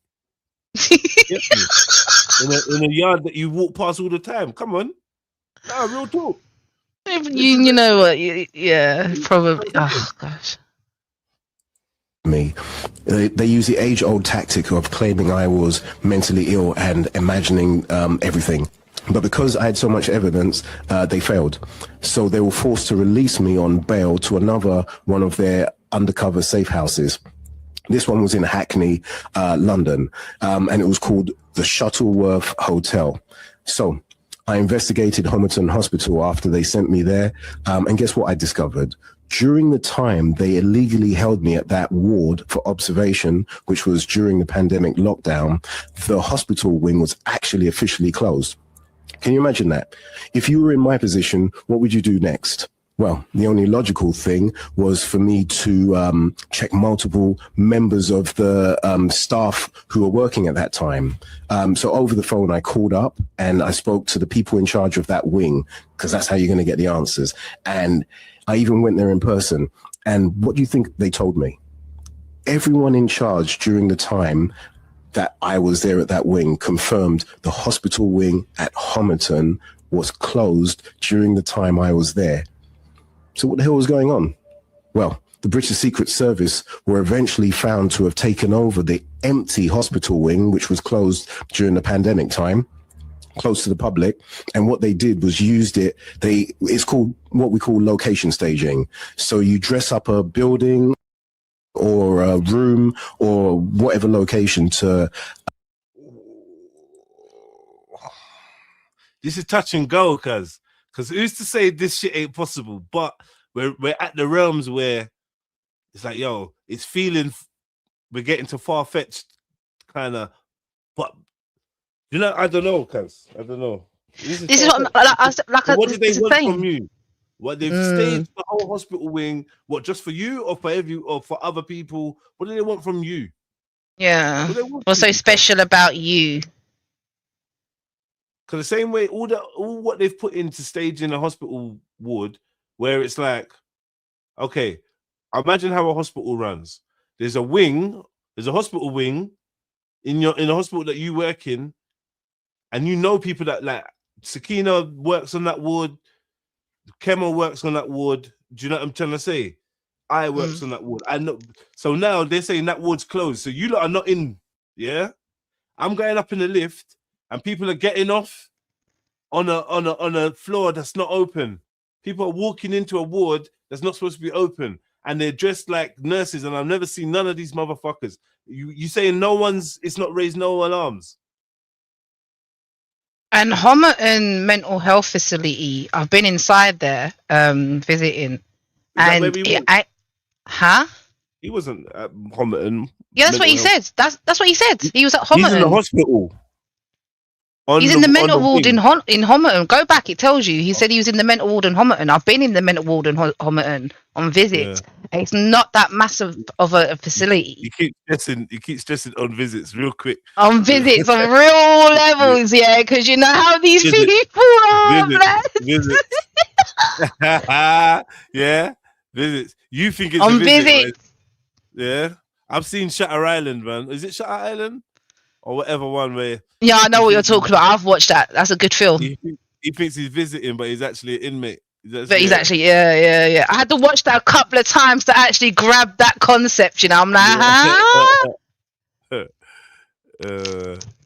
okay, so it's a staged... I don't know. Anyway, let's not rubbish the claim. Look like something that's operating normally. So, yeah, they put me into that empty ward, and then... they put in their undercover team disguised as doctors and patients, because they are the British Secret Service. That's literally what they do. They go undercover. And they put them in there to harass me, to stop and to warn me to stop continuing with this case against them, because I've got too much evidence. I've got pictures of their undercover officers. I've got their locations. So they were trying everything to stop me investigating the harassment and also what was going on, to stop me investigating the conviction of Alex King at number 33 Portland Place. He's the house manager, and he was convicted for, the charges of distributing the images and trading the images of we'll say, tiny people. And they wanted me to stop looking into the marketplace, which I suspect it was a marketplace, because if you've got pictures and you want to trade pictures, first of all, why would you take that risk of trading images of tiny people when it's already big and risky downloading that from the internet? What's so special about those pictures that you find it important that you would take those illegal pictures of tiny people and risk sharing it with other strangers? What's in those pictures?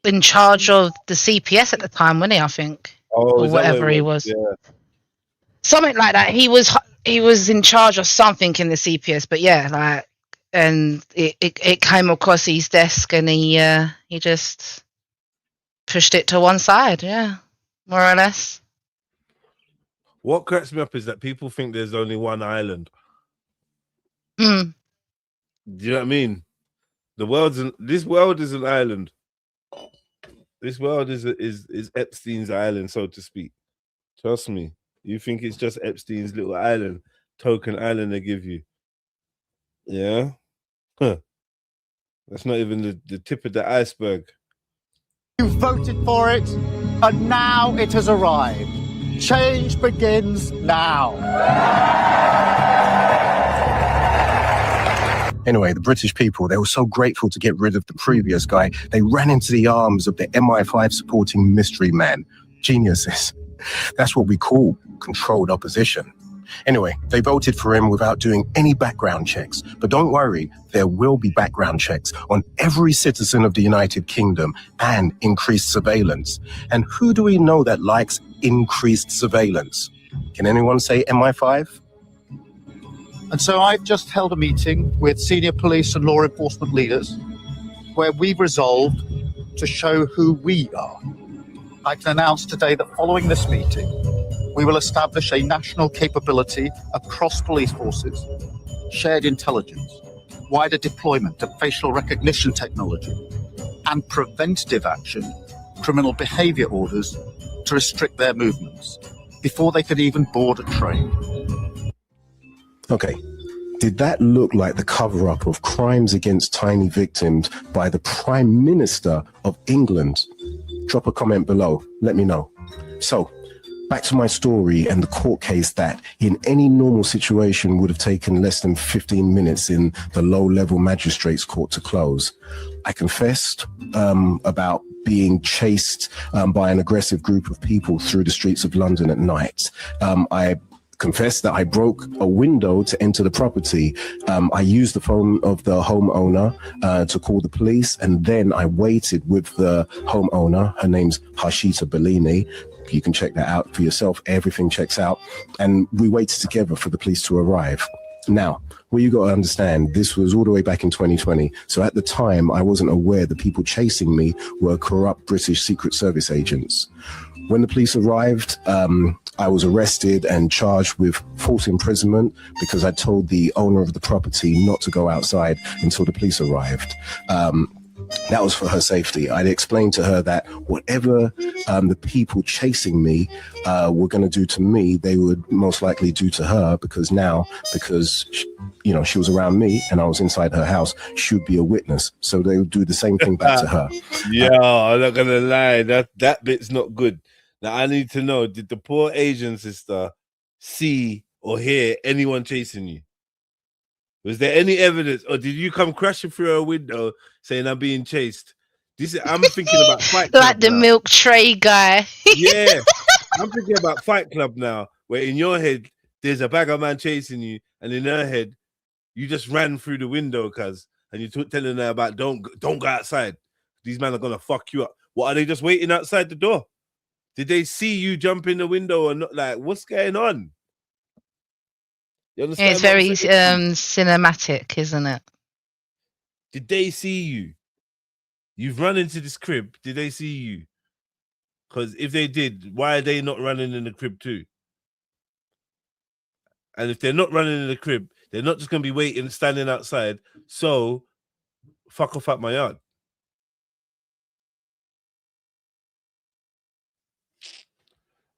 Yeah, I feel like you could have had a bit of an episode just then still.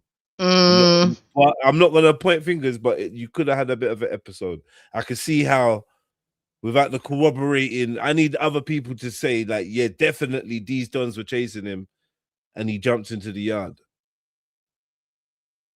You know what I mean? Yeah, 100%. You can't just say man was chasing you. And you're just saying you've jumped through my window, and now you're telling me man is chasing you, and I can't go out because there's man out there that are looking for me.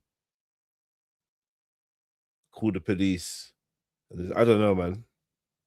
I'd be shook. I'd be pissed. If that's my mum and that, I'd be so pissed. So pissed. She must be so shooken up.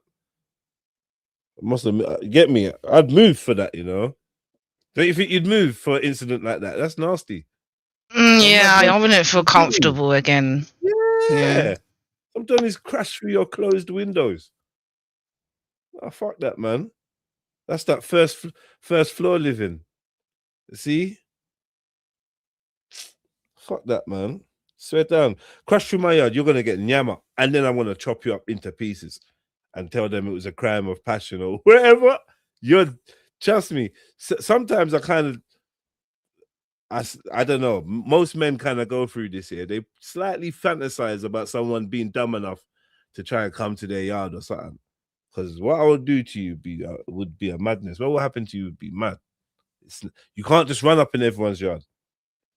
Police can't just run up in my yard, let alone you, like normal done. You're gonna regret it 100%. When someone's gonna die.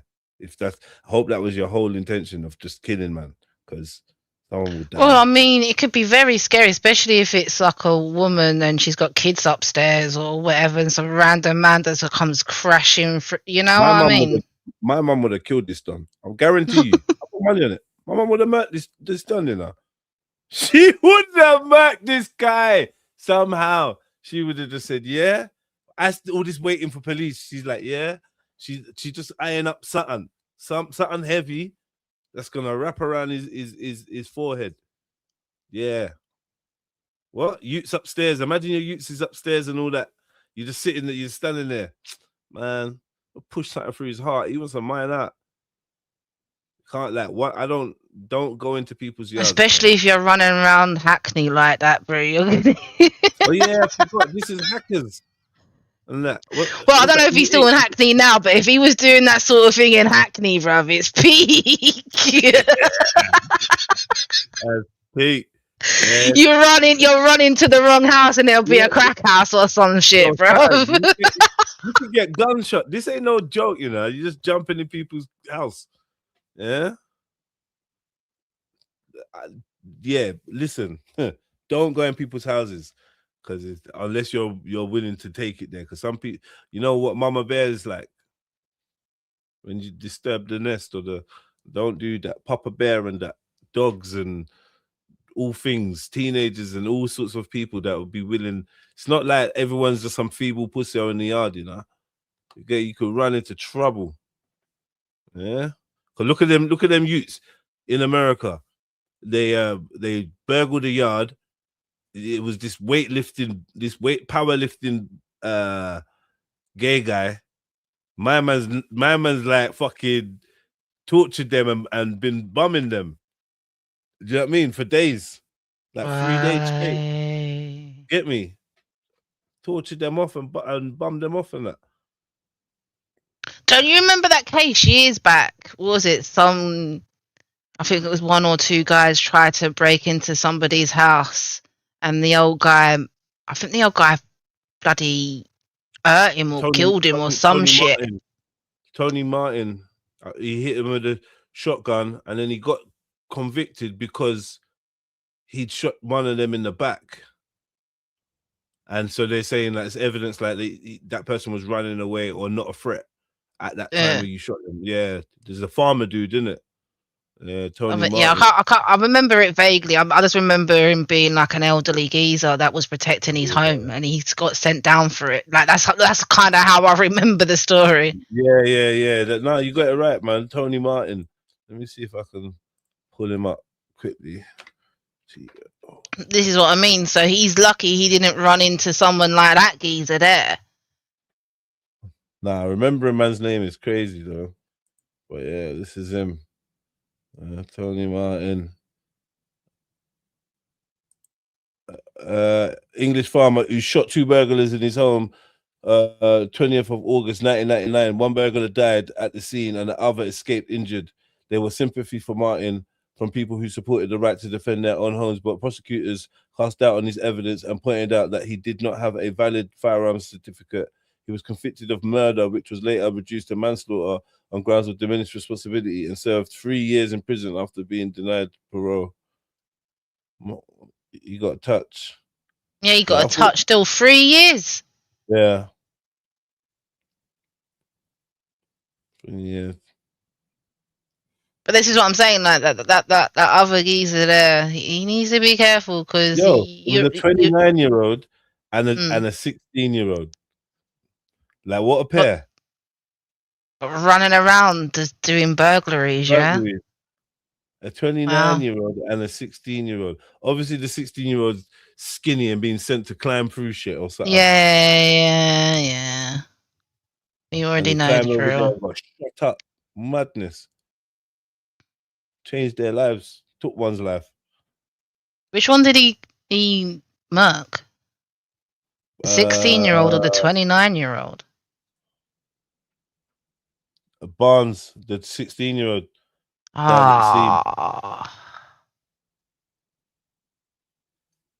That is peak. The prosecutor accused him of lying in wait for the burglars and opening. Oh yeah, because he knew they were coming. But like he's saying he's been burgled bare times and look, I'm skimming through it but not reading it out loud. Yeah. And look, he's been burgled 10 times over the years, losing about 6 grand worth of furniture. You know, he's complained about police inaction over burglary. So he's like, yo, next man that comes to my crib, yeah, they're gonna. It's on. Yeah. It's on, bro. Yeah, what you want me to keep taking L's? Nah, I refuse.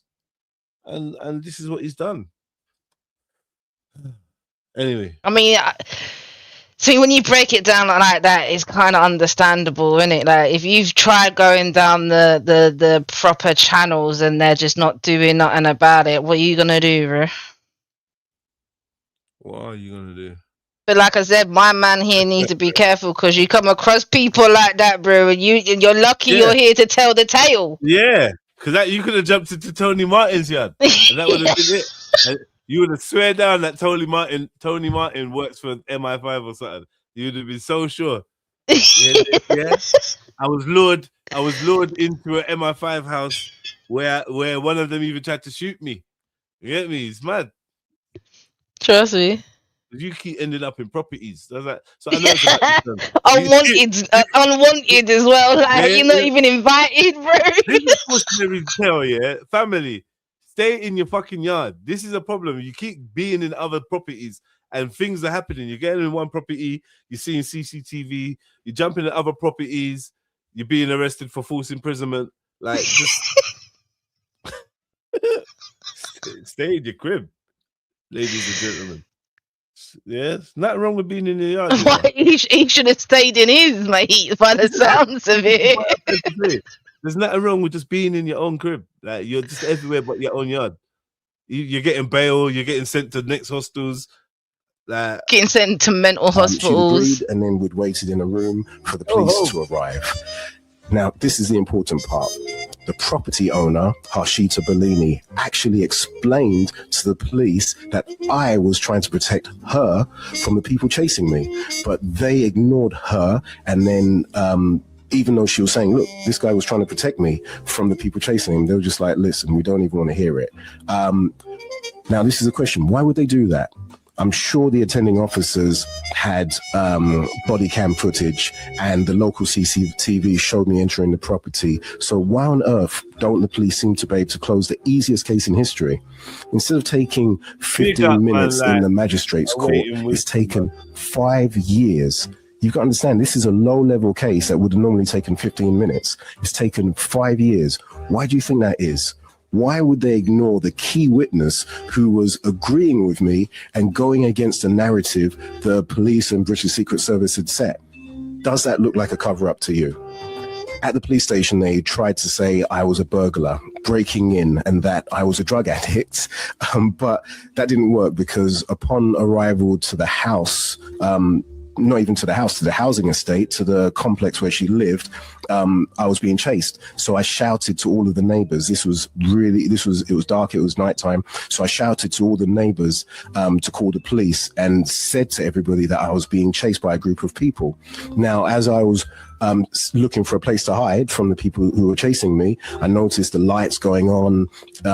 This was like a housing estate with different floors. I noticed the lights coming on, people were looking, and I'm seeing people watching, but I'm not seeing if the people are calling the cops.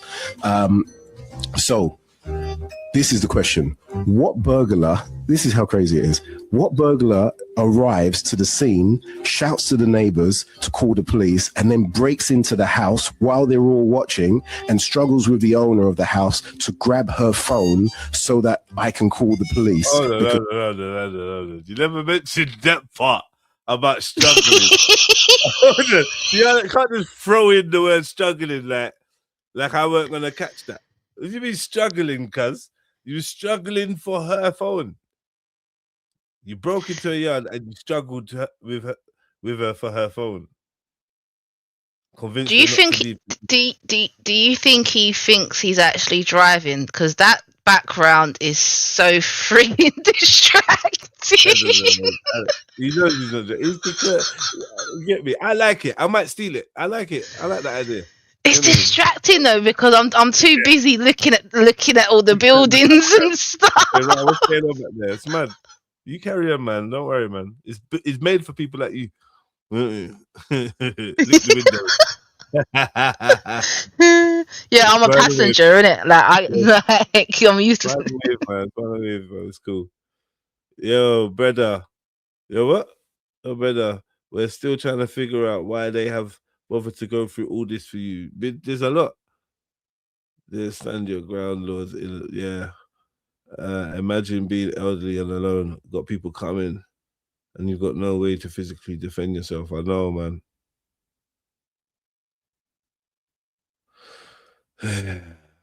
Layman's terms, he robbed her. He basically jacked her phone.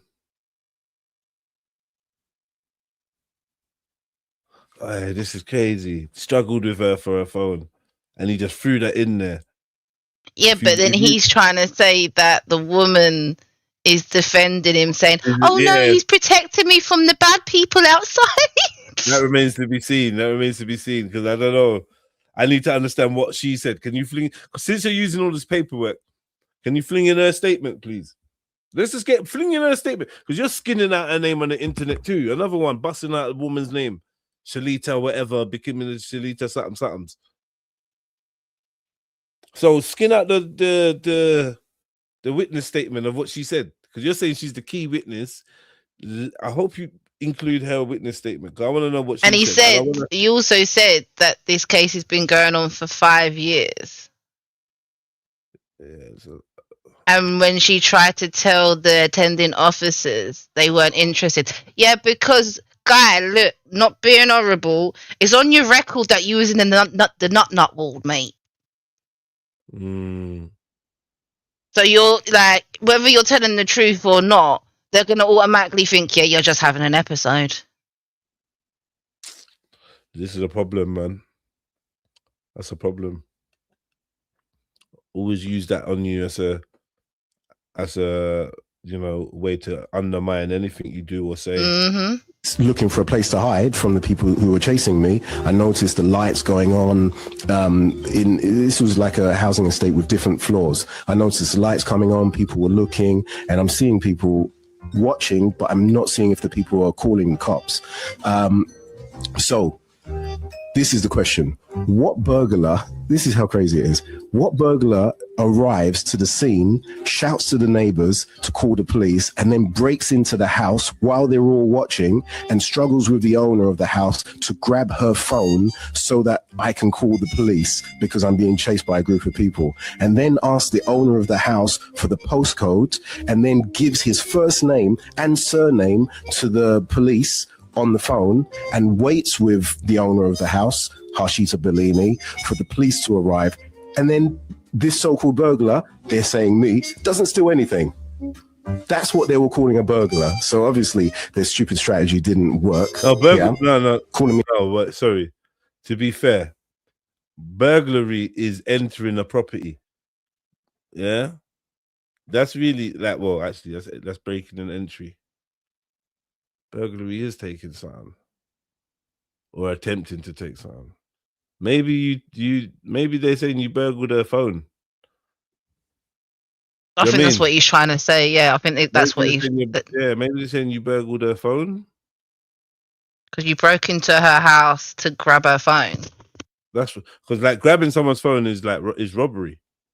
It's not even theft. That's robbery.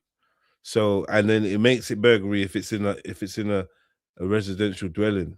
So you just aggravated burglary, robbery in a house is a very serious crime. You can get serious time for that. Serious time for that. Busting into someone's yard and taking something from them. That's not a joke. And is this the second time he hasn't got a phone on him? No. This is the one time where he ain't got a phone on him. He's getting chased. He's dropped it. So he's telling us the story from when he got chased and lost his phone. Yeah. Okay.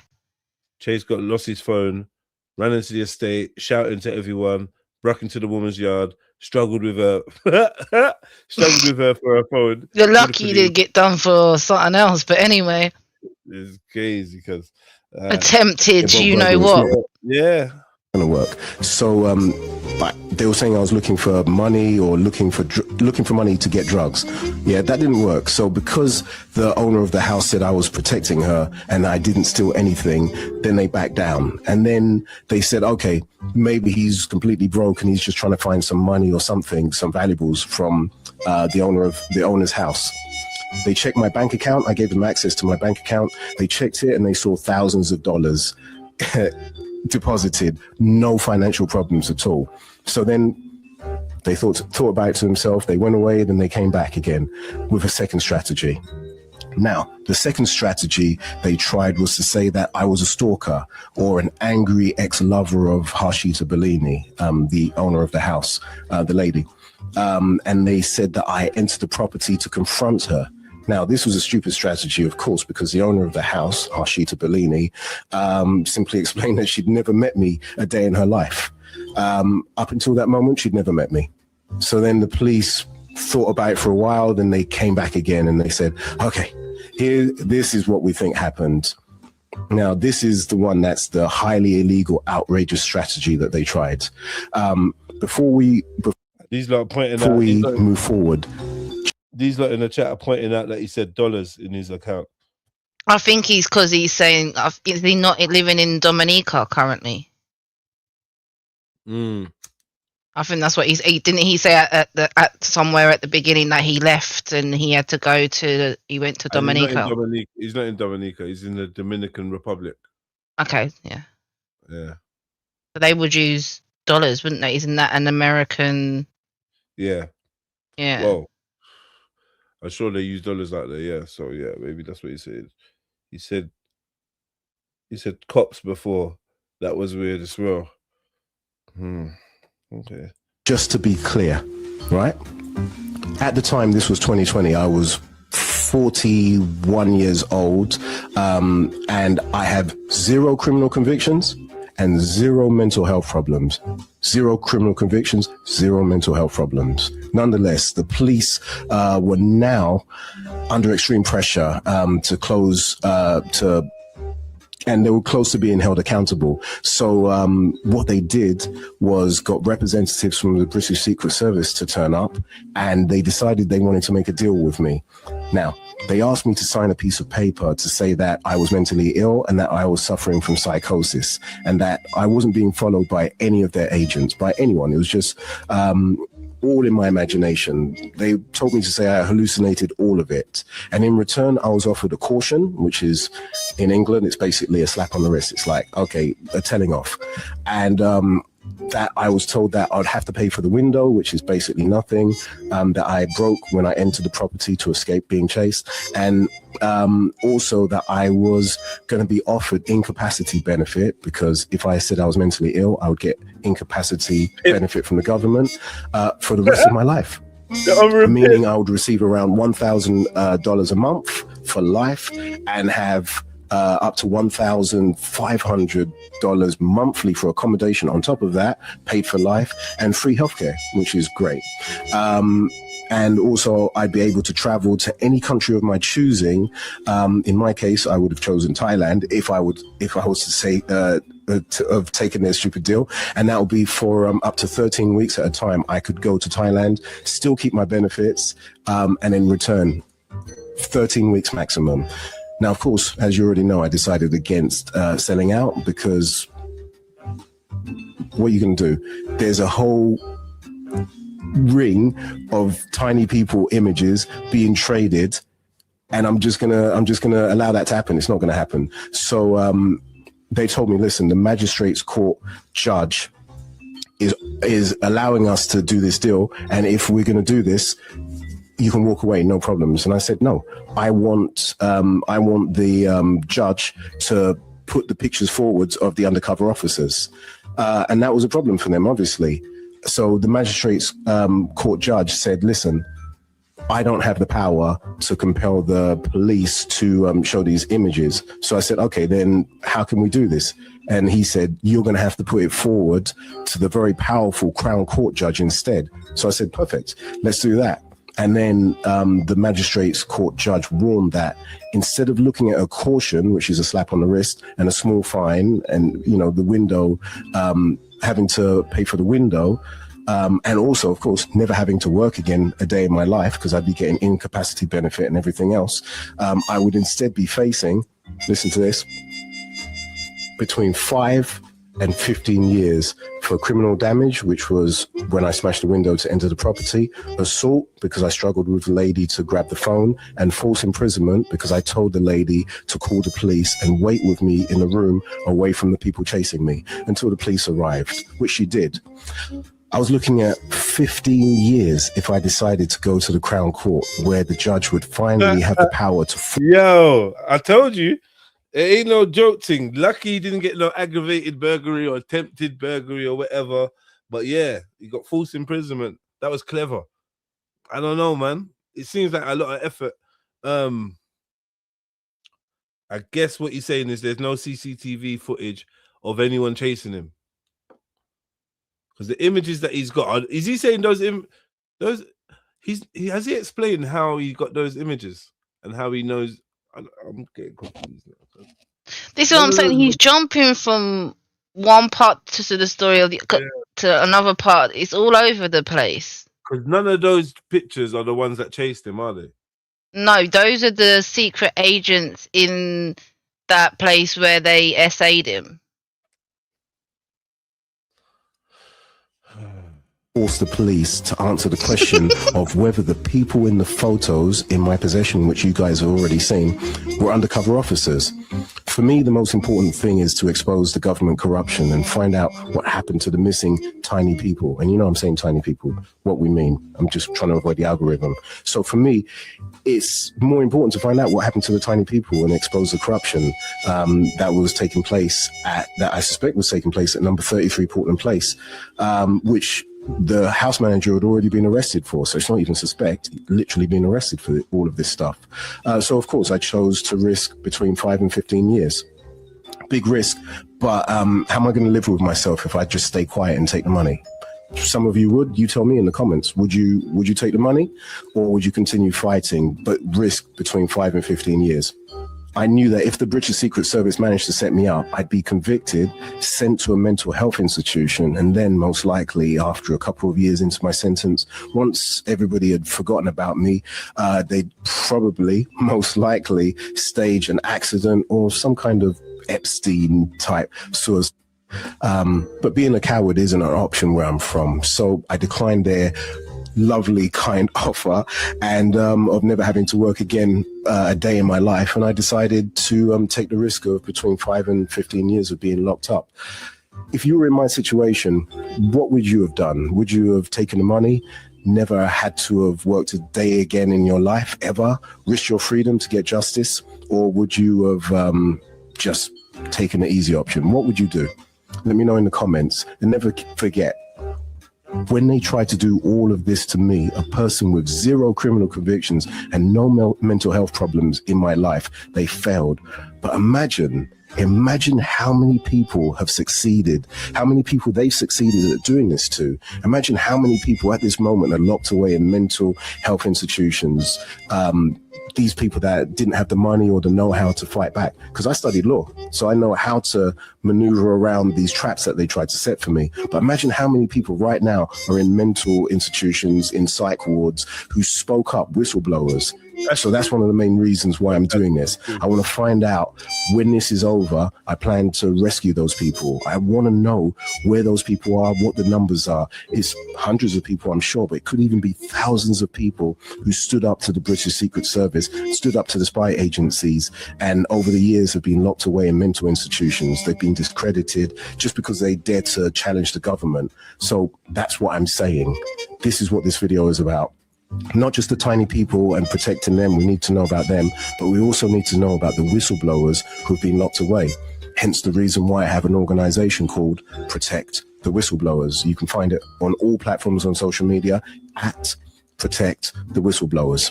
Listen to this. I brought this information to you guys' attention, obviously at serious risk to myself. And now, after realizing there's no way to get justice in the United Kingdom at this moment, as you know, I've already mentioned, I've moved to the Dominican Republic, and in this case, I've moved to... Why is man zoomed into his exact location? Like, why has he done that? I'm hiding, but here I am. I'm hiding. Yo, I'm right here, you know, dropped his location. Bro, he would be a really bad like someone to play hide and seek with, wouldn't it? Like that game of hide and seek would be over real quick. He's giving you the longitude and latitude of where he's at, like the axis. I don't know what's going on. Cockatoo Golf Resort. You can Google it, see where it is, and keep an eye on me as well. Make sure I don't just disappear off the face of the earth. Now, Dominican Republic's a non-extradition country, so pretty good. They don't send people back. And I've been living in exile as a political refugee, very important political refugee. You see all of the evidence. By conduct, I'm a political refugee. I've lived here, I've been here for 3 years. I haven't been able to work, so I've been living off of savings and my connections. And yeah, 3 years not working is going to drain you. But obviously, not asking you guys for any money. All I'm saying is share this video, make sure I stay alive, and I will keep the fight going. And you guys can also join the fight. Now, MI5 is a British Secret Service in the United Kingdom. They work basically like the FBI in the United Kingdom.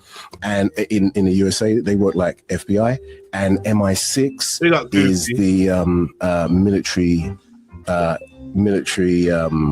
intelligence 6, MI6. They're basically like the James Bond ones, and they're the ones that work outside of the United Kingdom. So obviously they've got passports, and obviously I'm no friend of theirs, so they've sent agents to group harass me, organized group harassment. So basically it's like stalking, apart from with a group of undercover officers who, wherever you go, they'll be at the end of the street watching you. They'll be sitting in cars, they'll be staring at you, they'll get jobs undercover nearby to you. So for example, I have... How much does that cost? Like, just bump you off, just give you the Bob Marley injection in your toe or something. Like, they got techers, man. Come on, man, they got techers. A tribal man from the fucking bush could fucking shoot a poisonous dart at you from 100 meters from behind a bush and take you out, slip into the darkness. So I'm sure these James Bond dudes have got something. They must have something to lick you down and just keep it moving, because they're spending bucks getting jobs in that in Costa Rica near you and that. Or sorry, not Costa Rica, Dominican Republic. It's a lot. It's a lot. And the thing is, just because it's a lot doesn't mean it's impossible. So I need to keep that in my head. If I get too cocky with my, like, do you know what I mean? I'm not trying to mock. And it could be some things are true, some ain't, and whatever. I can't dismiss it all, but yeah, bro. Why is he a target? Because of what he knows, I guess. I think. I live on a golf course. It's a golf resort. Lots of nice houses. Lots. You can see what's going on around. Very, very good neighbours. Surrounded by a big wall, so it's very safe. But undercover officers can get jobs undercover because that's literally what they do. So I do have security patrolling the neighbourhood. This is my question. Do you think, obviously you know the answer, do you think that MI6, British Secret Service, the James Bond ones, do you think they would be able to get positions in the resort security? Leave a comment, let me know, because I've been told no, they wouldn't do. Why wouldn't they do that? I've been told by very few people, but I've been told no, they wouldn't go that far. What do you guys think? I shouldn't even be answering these questions. I should give you guys the benefit of the doubt and let you answer them. But yeah, that's the situation. So and people ask why are you still in one position? This is the issue. They've placed look, if you're a target, you know how it works. You have your home here, they're gonna place a surveillance team overlooking your property. So whichever direction you go out, if you go out the back door, they'll have a team that's watching you. If you go out the front door, they'll have a team overlooking and watching you from another property as well. And this is the issue. I've moved, since I've been here for 3 years, I've moved 11 times to 11 different properties because they keep sabotaging the properties that I live in. Think how wild that is. Imagine moving 11 times in 3. Sakina, talk to me, man. What are you saying? I don't know, man. It's hard to follow because he keeps going back and forth. That it's hurting my head, bro. It's like some of it, I'm like, yeah, that could actually happen, but then other things, I'm just like, it's not adding up. I don't know. And then he did that whole. I'm not asking for money or anything. Yeah, please, man, hit the PayPal. Make sure you support an independent content creator like myself. I'll just tell you straight up, man, support the thing. I don't know what he's playing about. He don't want no money. He's got guards surrounding this resort that he's in. Like, he's got P. I don't know what he's got. He had P stacked. Let's be fair. He's basically alluded to this. He's got P stacked, but it's running out. He's running out of P's. But he's more focused. I don't know. He's moving up and down Dominican Republic. His houses are getting sabotaged. I don't know what he's gonna do. Like, I don't know why they don't just done his dance. Respect. That's what I mean. It's not like you're an important person like that. So the info he's got is like, I don't know if it's that detailed and that. I don't know. Well, he just from what I gather, he saw something on CCTV to confirm what he thought was going down. But that's all he knows, from what I understand. And the thing is that if that's all you know, then I doubt they're really gonna mess with you this much, but just because you know that little bit of it, because this sort of stuff been happening for however long. Do you know what I mean? So unless he's actually got something that he's not saying, I don't know. Remember, keep your mind open to this possibility. Some of what he thinks is guanin is guanin, and some of what he thinks is guanin isn't guanin. That's you understand what I mean? Because you get paranoid to the point where you have been followed, but now you're thinking the security guy's fucking one of them, and he ain't. He's just done something bookie. Because people do bookie things too. You can catch someone looking at you, and now you're thinking, "Nah, my man's definitely following me." You can go somewhere and see the same person twice. Sometimes you're that person that someone's seen twice. They're like, "Raha, walk on." You again? Are you following me? So I don't know, man. I don't know. 3 years. Wild. How people are recruited into organized stalking, aka GSing, Organized stalking, also known as GSing, is a system of coordinated harassment where individuals are PG'd, tracked, and psychologically broken down, often without visible or legal evidence. But one of the most disturbing and misunderstood parts of this system is how easily people are recruited to participate in it. Number one, recruitment through vulnerability. Certain people are deliberately PG'd to become participants because they are drug addicts, ex-convicts, or criminals on probation, mentally unstable or in need of money, young and easily influenced, lonely, angry, or resentful individuals. These people are often offered incentives, cash, housing, protection from police, reduced sentences, or access to substances. Some are told lies about the person they are stalking, like they're a threat to society, they're dangerous, or they're under investigation. Because they're in survival mode or already monitored, they are more likely to comply, even if they don't fully understand the harm they're helping to cause. Number two, neighborhood watch and community programs. Many everyday citizens get pulled in through community policing, neighborhood watch, or see something, say something programs. On the surface, these seem like harmless or even helpful programs, but in reality, they are sometimes used as a cover for GSing operations. People are told they are watching a suspicious person or helping national security. Some are told that the TG is a criminal, mentally ill, or a terrorist threat, and they believe it. These recruits often have no idea they are part of something abusive and illegal. They're manipulated into thinking they're doing the right thing.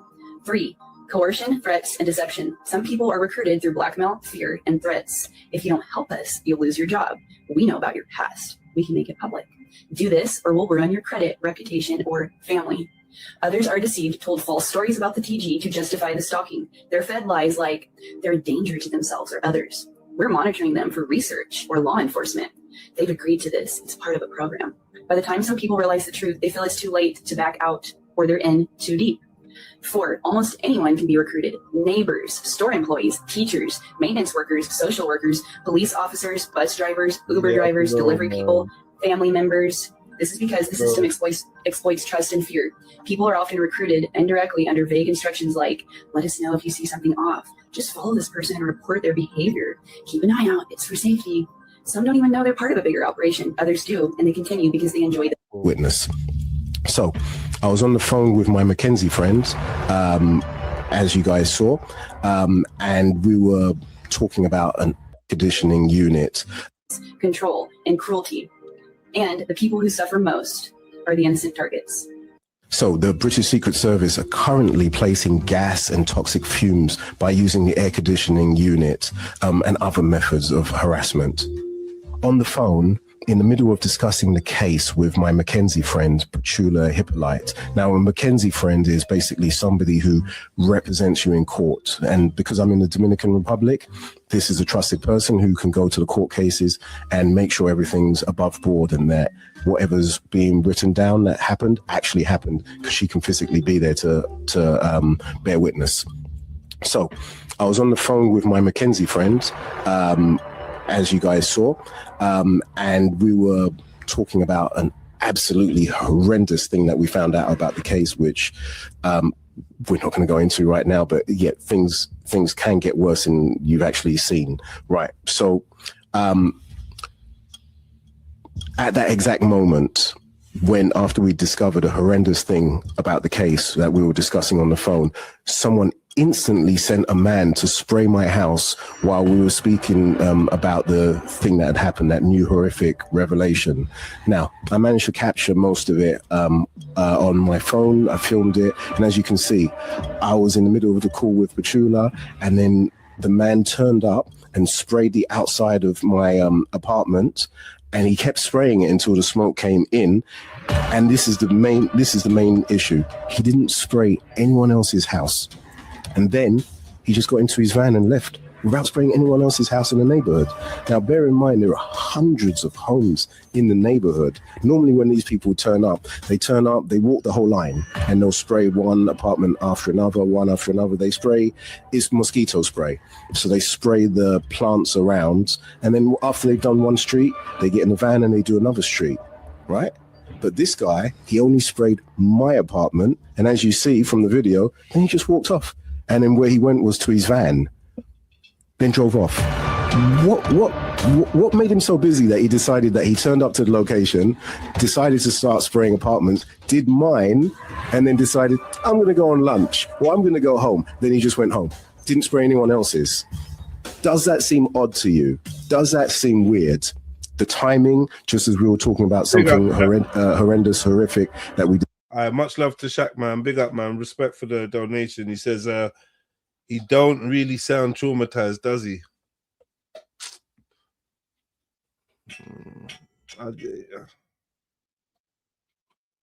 Yeah, maybe that's a point. Everyone deals with things differently. And I've heard people discuss things that's happened to them, and you'd expect them to I don't know, maybe you'd expect it to be more of an emotional thing, but maybe he's slightly detached from the emotion. He sounds paranoid. Just Goofy. Goofy, you're a fucker. Goofy, you are a fucker, man. You're not feeling this guy's story from the get-go. From you entered, you've been side-eyeing him. This is Sakina's fault, man. She told everyone to side-eye him. And now No, I didn't. look, bare distrust in the room. I mean, look, like you said, everyone deals with it differently, but what people need to understand is as well, when it comes to trauma, like, your brain kind of blocks it out, and even if you do talk about it, depending on how often you talk about the story, it becomes very robotic when you recite it to other people. And that's because obviously you've had to probably say the story so many times that now you're emotionally detached. Yeah, that could happen. And then every so often the emotion was shocky, and you'd be like, oh shit, right, I still feel something about this. Like I'm not, like it still got me. Do you know what I mean? That's happened to me before. Like I was working at a company, I just started working at a company whose aim was to do some behavioral consultancy with some kids, like in pupil referral units and in young offenders institutions, teaching them about like stuff to do with, like, you know, their offending and that. And we had to do testimonies to each other about our lives and that. So I've done my little testimony, and when I've looked up now, there's a couple chicks crying, there's a Don like in the back like I'm like thinking, raw, like what and it was like, yeah, like emotion and testimony, like sometimes you just give it, but you're not really like, you're not feeling to cry yourself on that, but it's really touching other people. You know what I mean? Yeah, maybe it's just resolved. It resolved emotion. Maybe he's over it. He's over the panic. Because there's another part of a human being. Some human beings will break under all that pressure, and some will just be like, fuck it. Like, I'm in war mode right now. It's probably be 10 years later where you see the trauma come out. When man's in war mode and got his his helmet on, pause. Do you know what I'm trying to say? Like, he's in his head, he's fighting right now. And often he's running off adrenaline and fumes right now. You get me? He's fighting. But again, we still have to keep in mind he could be a psychopath. I know that you're hedging towards that. You need to say it with chest. Say it with chest. But they don't lock you up in a nut ward for no reason. Do you know how understaffed the mental health team are? Don't do that. Don't do that. That's a lie. Nah. I fully disagree with you. They don't do it for no reason. Are you crazy? Are you actually? I mean, there's a whole process, isn't there? Oh, behave. Too many men have been flung inside that shouldn't be. Nah, behave. I'm not having that. That's misinformation, Sakina. Definitely, people are wrongly placed into mental health facilities. Definitely, we could Google it. They probably will have to admit that they, like, definitely 100%. There's people sent there that shouldn't be. That's like saying no one innocent goes jail. You won't go jail if you ain't done that. Bullshit. It don't work like that. I was passionate about that still. Nah, man. Nah, for real though, Sakina. Like, what are you saying? Do you know people? The only reason I say it is because obviously my eldest, he's worked in that side for a good few years now. And how she's explained to me how the process is. But then again, she was working in a mental facility where prisoners, you know, them sort of places. So obviously, I suppose they're more higher risk or something. I don't know. So maybe the process is different. But from what she was telling me, it's not just it's like the police don't even like the police have the powers to, you know, put you in these places, but they just don't do it because of the paperwork. So that's why I said, like, according to her, it's not that easy just to be sent there. Police definitely be calling people very rare doctors, yeah, and yeah, it's definitely not true. And all sorts of unqualified people are allowed to make pseudo professional diagnoses or speculations on your mental health and just fling it in your record, and then that shit just simmers and starts to grow, rise like fucking bread, like yeast. That shit starts rising, yeah, and before you know it, you got a whole fucking loaf of bullshit that's sticking, and now there's a question mark over you. And I know because this thing was actually attempted to me. I remember I told some of you guys there was a time I was in my probation meeting and I was in a relaxed state where we were talking about certain subjects was coming up. And basically it was something as simple as saying that I believe witchcraft exists. I believe that witchcraft exists. There's books on it and stuff. I believe it's a real thing that people are into. And I may have said that I'm sure people like the Queen and the royal family would have knowledge of this. Do you know what I mean? And this woman I was talking to, unbeknownst to me, went and took excerpts of that conversation and painted me out to be someone that might be experiencing some kind of psychosis or something. Because they're like, look at the mad shit that he's saying. But I'm telling you right now, we just ended up, I thought I was having like a real convo with someone for a minute because you're just a probation officer. And in a way, I was kind of not lauding, but because of my full sense of confidence and relaxation, I hadn't even pennied that this is probably not something that you need to be in probation chatting about. But it was such an informal meeting. It's like, yo, you know what I mean? You're out of pen. You need to see a probation officer every so often.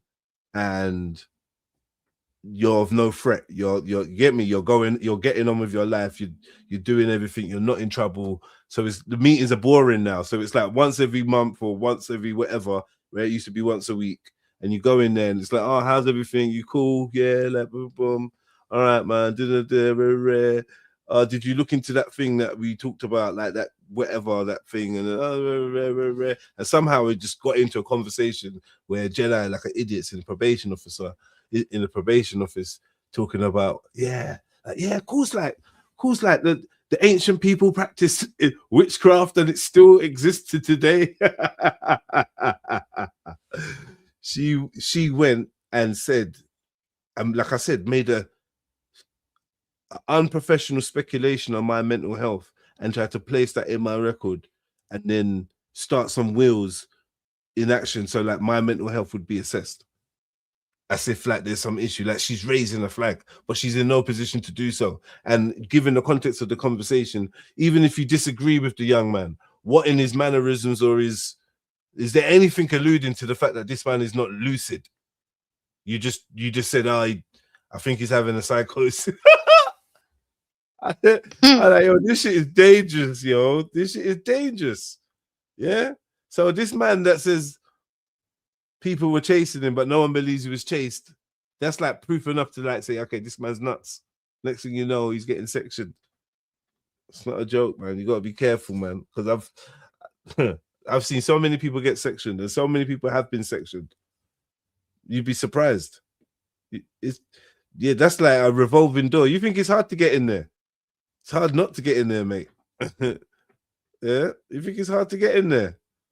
There's a set of people that are brushing with the law or brushing with institutions like the prison, yeah, and there's so many people that have been to jail once in their life or at some point in time, done a week, done a year, done 10 years. There's so much people.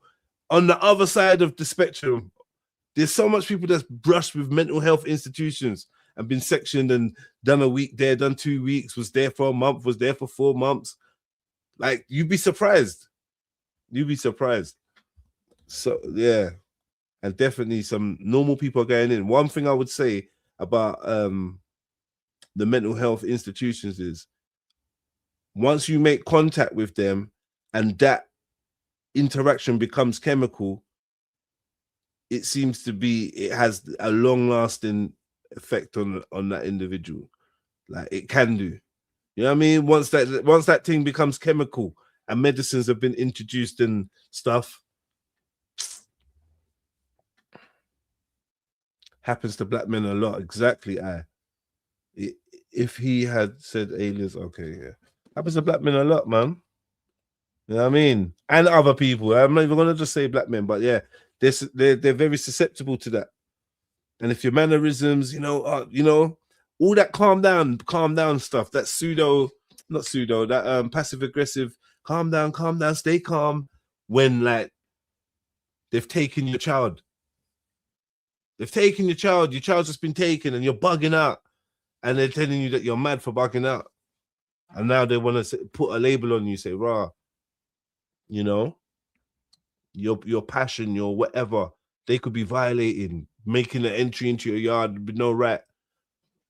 And your warrior spirit, they use that against you and label it as some kind of madness and psychosis, and then they put you under that chemical kosh. Once they hit you with that chemical, where like, a lot of people never ever like fully recover. You're never back to 100%. Yeah, that shit leaves a fucking mark on your soul. I don't know what it is. They rearrange some shit in. Do you know what I mean? I've seen people be injected or whatever, go on their medication, and slightly's never been the same person that's ever come back. You know what I mean? Slightly never been that exact person. Something's been lost. Shadow's been cast over them. Sad, man. Sad.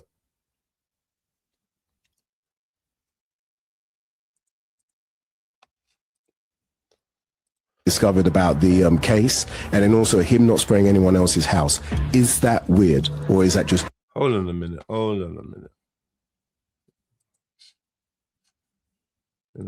I keep forgetting to do this, every time. Completely normal, not suspicious in any way.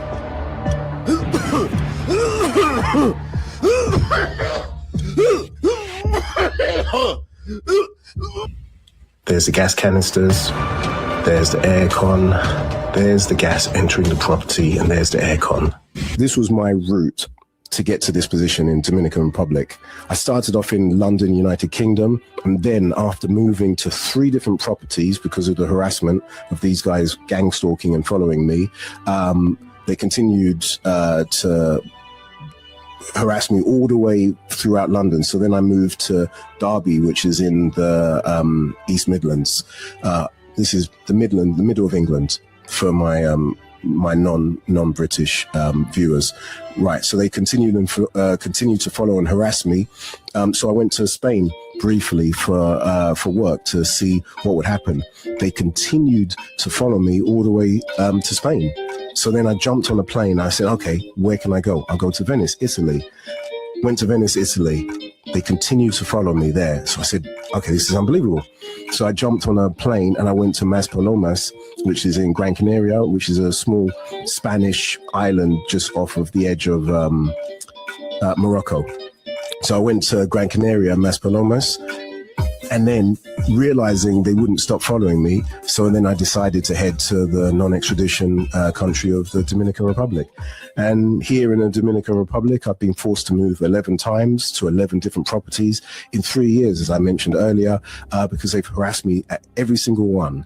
And this is the sick part. They even leave dead animals at my front door when I arrive for the first time at the property. And they even leave dead animals in my parking space. So when you move to a new gated community, you'll have a parking space which has got a number on it, and then also you've got your apartment or your house where you've got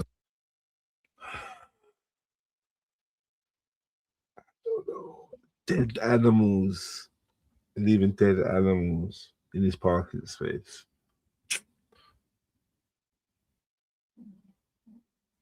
I don't know, man. I don't know. It's a lot of money. Like, obviously, this guy must be loaded and his enemies must be super loaded. And rather than exterminate him, they would rather follow him around like 5 countries, terrorize him in the Dominican Republic, kill animals to leave in his parking space. Like, what is there's no means to this, there's no ends to this means, or whatever they say, means to it ends. Where's the means to the ends? Like, what's going on? Like, what we aiming for? Just to I mean, they're wasting a lot of money and resources in doing all that. It's a lot. So what is it, just to drive him nuts, or to do what? What do they want from him? They keep telling him don't talk, so he's talking. So now what? What are they gonna, like? You know what I mean?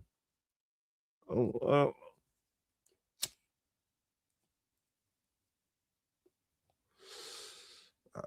I don't know. I want to believe you, bro,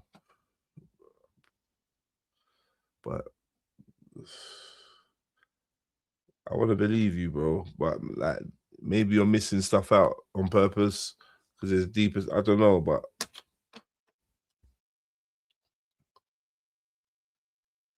bro, if you're like, we know threats get terminated, and if they want to drive you nuts, like I said, they got a pill to drive you nuts, bro. They got a tablet. They got something to put in your drink, bruv. You'll never come back from the realm that thing sends you to, bruv. They got something, man. They can hit you with a shot, and you just be doolally. They can do that without a doubt. If you don't think they can do that, then they can't do this. All this stalking you in all these other countries. If they ain't got like just one thing to put in your drink or to walk past you and shove in your arm where you go nuts, then these ain't the type of enemies you even think you got. Do you know what I'm trying to say? They must have that. Come on, what are we talking about? There's stuff to put in your drink that'll send you nuts. So you doing all this 007 across continents and countries and shit, moving out your ass clout, Indiana Jones. I don't know what's going on.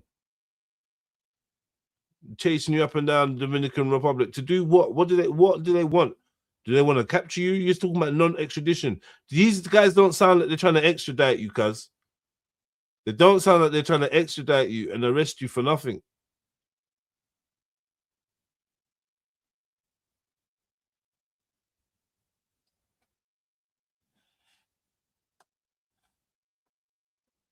Maybe they're keeping him distracted from his true purpose. You know what, Goofy? Maybe they are. Maybe.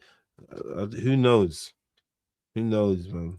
Front door, back door. And when it, in those 11 times, nearly every single time, they've left a dead animal either at the front door or the back door. Sometimes it will be like a big lizard that's just dead, being killed. Sometimes it'll be a cat, or sometimes it'll be a dog. Sometimes it's at the front door, sometimes it's at the back door. But the most, and I was wondering why there's so many dead animals in Dominican Republic whenever I go to a property. But after the 3rd time, I said, oh, somebody's leaving these things on purpose.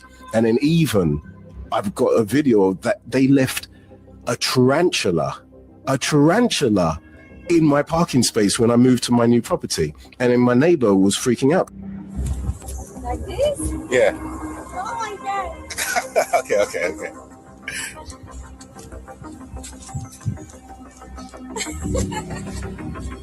Just in case. I arrived for the first time to the property to have a little look around, and there's a tarantula, a dead one, waiting for me there. Even the owner of the property, who's lived there for many, many years, said it was very, very unusual, very, very odd. So anyway, you guys talk. You guys can leave a comment and say, do you think that's just nothing suspicious in any way, or do you think it's very, very odd and leaning towards another angle of their harassment?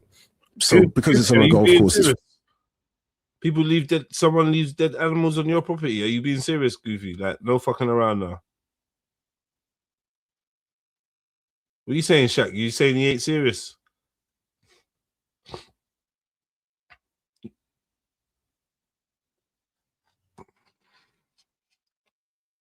very safe, but even so, there's a moment when you have to stand your ground, because obviously I can't keep moving forever. But even so, their efforts to sabotage me by using gas and other methods still continue. And if they were able to so easily control the British police officers, then imagine how easy it is for them to control officers from the Dominican Republic. They don't get paid as much. You know, it's going to be a lot cheaper. Reporting their crimes here just isn't an option. They're too powerful, the people who are operating from the intelligence agencies. And the British Secret Service, unfortunately, completely doesn't respect the sovereignty of the Dominican people. They're just stepping over their sovereignty. And this is a republic, and the people of the Dominican Republic are right to be proud of it. They've achieved a lot. You can see how the Dominican Republic looks compared to Haiti. Same island, completely different experience. So maybe one day the fiercely independent Dominicans will find out. Yeah, a lot of people don't know that Dominican Republic and Haiti on the same island. Hey, that is on the island, you know. That is fucking wild. That is wild. We are on the same fucking island. You see how white the Prime Minister of Dominican Republic was? Out what's going on and act on that information. You know, I know the Dominican people are good people and they find the protection of tiny people abusers a disgraceful thing. But until they realize what's happening on their territory, unfortunately. Is there a reason why, Goofy, that they want to seek you home? Why did they seek you home? I have to continue this mission alone without their support, but I would love their support. So if you're Dominican, spread the message of what's going on. And if you're not happy about people protecting tiny the people that abuse tiny victims, if you're not happy about that, that's what they're doing right now. So yeah, get involved and help us out. Yeah, protect the whistleblowers. So now back to 2023, and I was covertly poisoned by MI6. That's the British Secret Service here in the Dominican Republic. Yeah, the sovereign territory of the Dominican people, and they just poisoned me. Days before I was supposed to give evidence via video link to the Crown Court in London. So they unlisted the case at Wood Green Crown Court. You know what? I do believe, though, yeah. I do believe that certain people, they're not allowed to unalive. They can't just straight up unalive them. They're not allowed to. They can harm you and stuff and terrorize you in certain ways, but they're not allowed to actually just snuff out your flame. There's something prohibiting them. I don't know. But he wasn't like he was talking. It took him 5 years to report the SA. Yeah, I don't know what's going on. It's true. Took him 5 years to report whatever happened to him. Yeah, I don't know, man.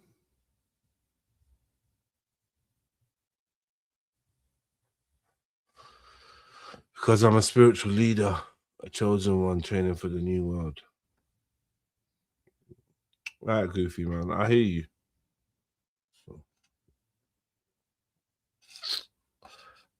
Remember the name? Wood Green Crown Court. They unlisted it. So then I missed a chance at going to trial while recovering at What did they poison you with, bro? Like, what did they...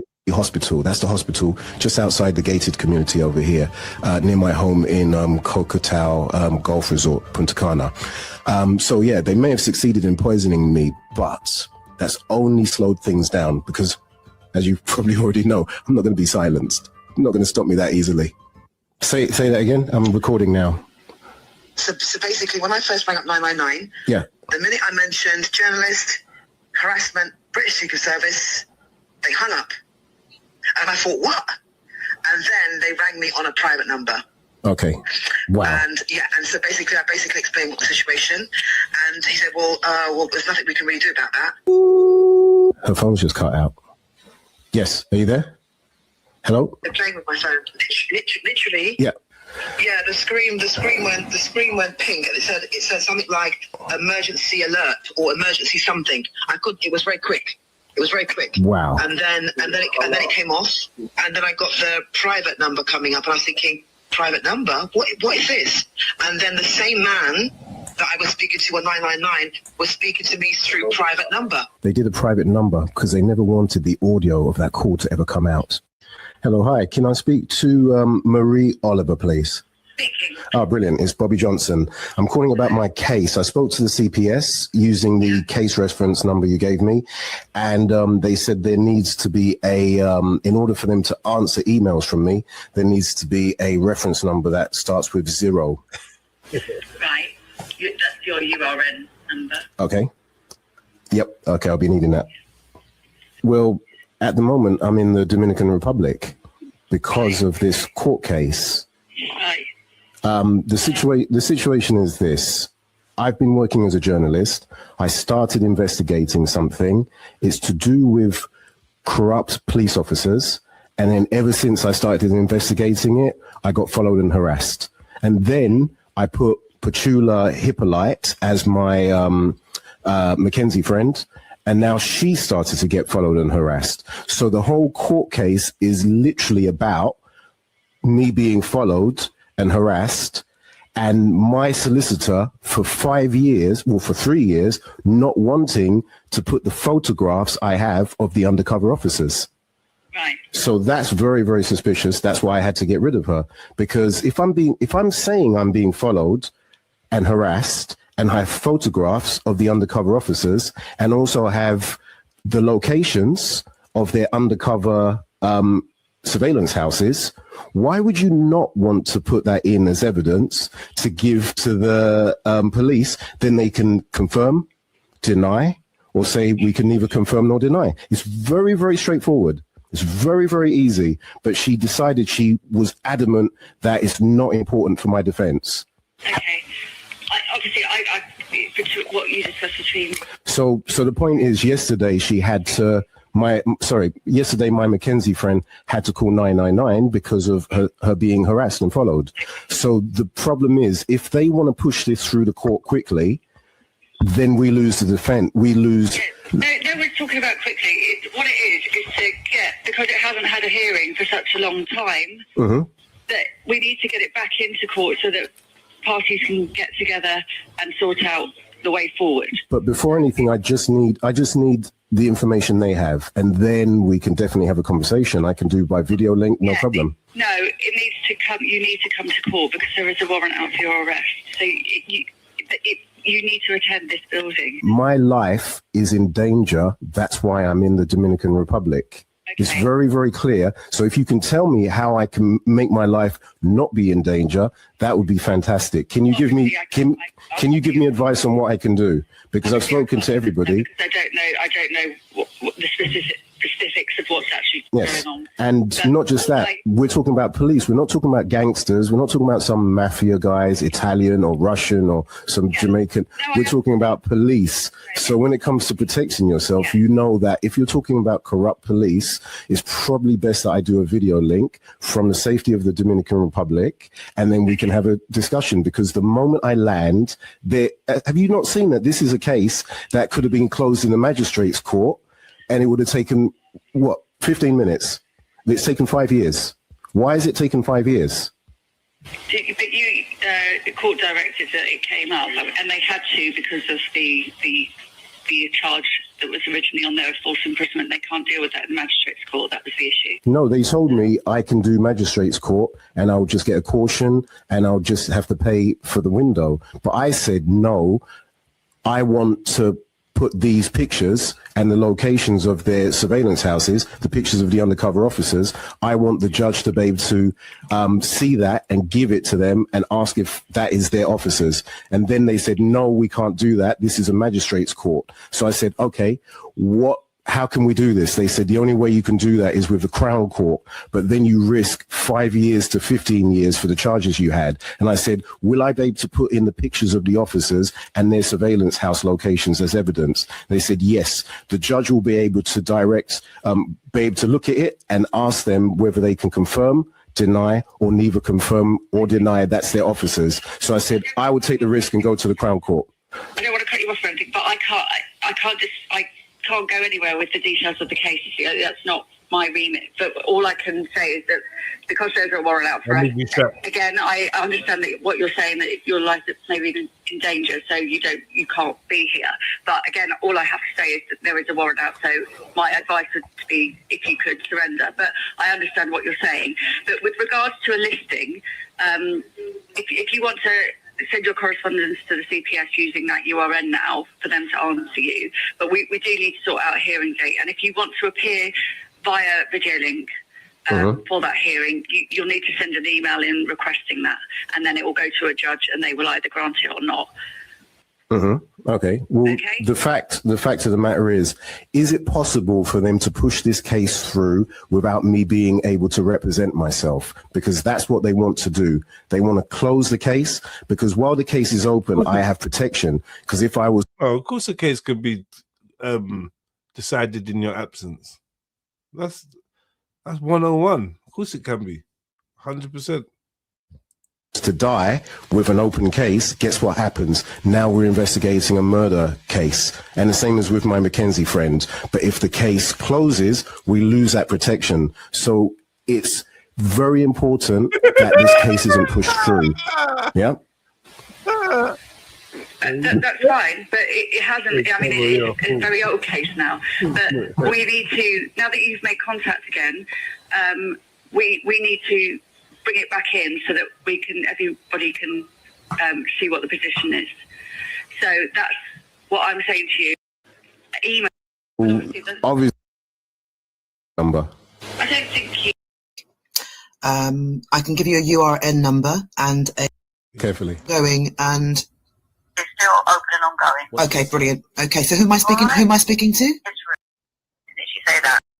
So we're kind of like footage after 2 years of me asking, and for failing to present to the court images of the undercover officers, emergency number, and the convicted registered undercover officers. Your party, which happens to be a mansion in this case. What you do is let them partake in enjoying themselves with ladies of the night, with illegal substances, or in this case, tiny people sharing the images and partaking in whatever it is they were doing. We can't talk about it on this app, obviously.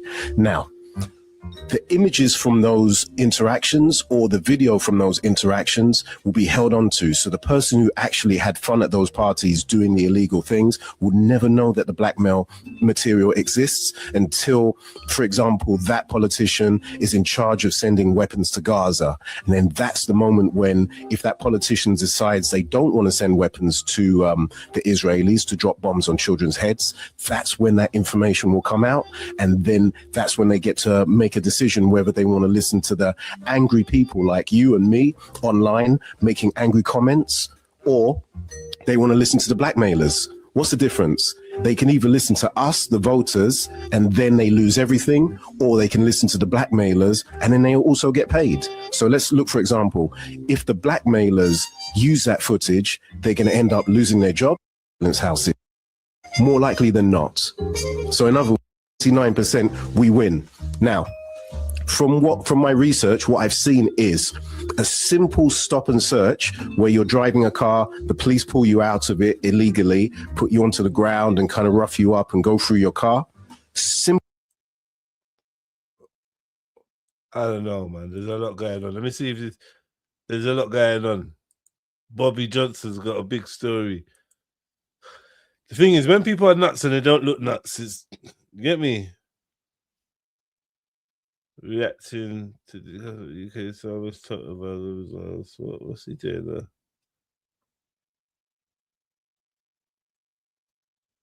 there? He's got a mate on there. Well, we're talking about the British Secret Service. That's who we're talking about. Yeah. Yeah. Okay. And they have their agents. Yeah. And they use their agents to stalk people and harass them, whether it's subtly or indirectly. That's what I'm perceiving. To those who are watching, I'm Bobby's Mackenzie friend. It's somebody that advocates for somebody who's got a court case. They may not be able to operate legally. Oh, this is the Petula within the in the courts, but they can support with administration, getting records together, that kind of thing. Like information that's very important and gathered together for the individual person. And so that's what I do for you. So with Petula being the Mackenzie friends, that would mean that she's part of the case. So if she feels that she's being followed and harassed, just like I've been followed and harassed, then that would be witness tampering. I've been harassed. I've been followed. I've been verbally abused, for want of a better word, and it's quite harrowing to experience it. Have you got recordings? He's living life though. Look, for someone that's on the run, trying to protect his life. I told you. He's good. He's got peas. He's not begging for money. He told you already, Sakina. He ain't begging you for your money. Connections and that. Remember? He done told you. But what are you saying about Petula? I mean, birds and the feather flock together, didn't they? Now all of a sudden everyone's mad. This is the problem now. Now everyone's mad. Now we're suspicious of everyone. We feel like, rah. Yeah, because you know what it is. If he wasn't jumping from one thing to the next, you get what I mean? Like it's confusing. He needs to stay on the timeline. You feel like it's a bit disjointed. Yeah, like he's confused me brain. I'm gonna have to like rewatch it to understand what he's trying, because he's not sticking on a timeline. He's going, oh, this happened to me, but let's go back to this first, and then you just do the timeline, bro. Because I don't know now whether you got sections before or after that you saw people chasing you down the road. See? I was thinking that too. But he didn't. But he said they tried to section him, but they failed. I don't know what that means, because he had proof or something. I don't know what that means. So then, what was all that section about him being up in Homerton Hospital? Yeah, that's what I mean. Yeah, like during COVID, when everything was meant to be on lockdown. On the ward, the fake ward. Mm. I don't know, man. Let's keep going. Let's quickly with recordings or anything. I managed to get recordings of him, audios, when I've been in my room. The one from today or the one from another day? I've got loads. Okay, so currently at the moment, and what has been happening for the last, I think, probably 5 weeks, I noticed just a certain smell in my room, which I couldn't locate at the time. Hey, you know what's mad? I'm not being funny, yeah? But whenever I hear someone talk about their room, it always reminds me of like yeah, you're in a hostel. Petula's in some kind of hostel too. I get like, because what do you mean my room? There's a smell in your room. I don't know, man. It sounds like something an 18-year-old would say. I don't know, just thinking your room, innit? I'm building up a picture of a room. Let's put it that way. You said 5. About 5 weeks. About 5 weeks. It started off very subtly. Just above the ceiling near my bed, and I couldn't quite understand what is this smell, because it was coming from my room, and it was making me feel dizzy, lethargic. It was horrible. I had headaches, and so I'd complained to my landlord, and she didn't take it. And during this time, you were working on the case on behalf of me. I was, yes, and I think that may well have been a trigger.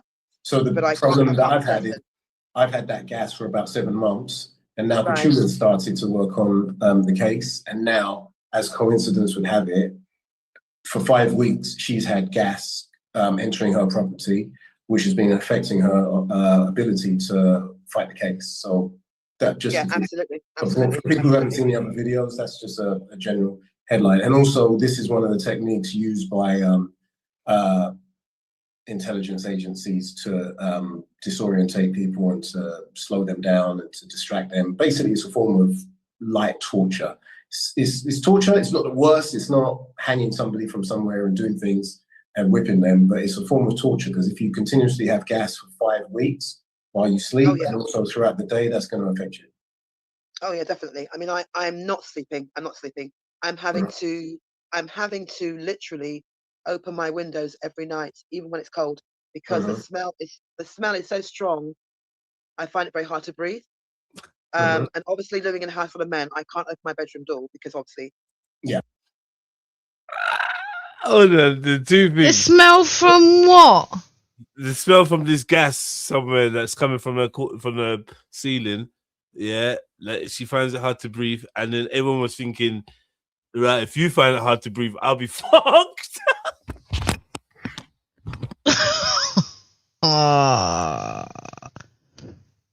Well, she did also say she lived in a house for the men. So, what makes you think the smell's not coming from one of them lot there? That was the next part I wanted to talk about. That's what I reminded. Because she said, "Yeah, I can't leave my door open because obviously I'm in a house full of men, and and I was thinking, yeah, let me just allow it.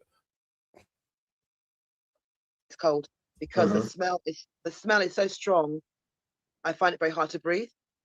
And obviously, living in a house full of men, I can't open my bedroom door because obviously, it's not safe. And it has affected me to the point where I'm a gym person. I like to walk. I like to get around, and I'm finding my breathing is actually quite labored. So that I noticed was something that I had to go and get checked out. Actually, this morning in the hospital. Which hospital? Northwick Park Hospital. I had to get checked out because I was so concerned about my health that I thought I've got to go get sorted out. So where did you go to? Where did you get checked out in a hospital like that? Oh, so I went straight to accident and emergency. I got there at 8:30, 8:45, and I was seen within about 2 hours. And they checked me through, and I went home. Only to be confronted with more verbal abuse by these. You have evidence of when they were following you before, or you've spoken to the authorities or anything? Oh yes, they switched to a private number, which was actually quite weird. So one moment I'm on the phone with a police officer, and the next minute I get cut, and then it switches over to private number, and I'm thinking, what's going on? What do you mean by cut? Explain. So basically, the phone literally went dead. Okay. And then within a minute, the phone rang on a private number, but it was the same officer I was speaking to. That was the first time I kind of realized that actually, okay, this is not quite weird.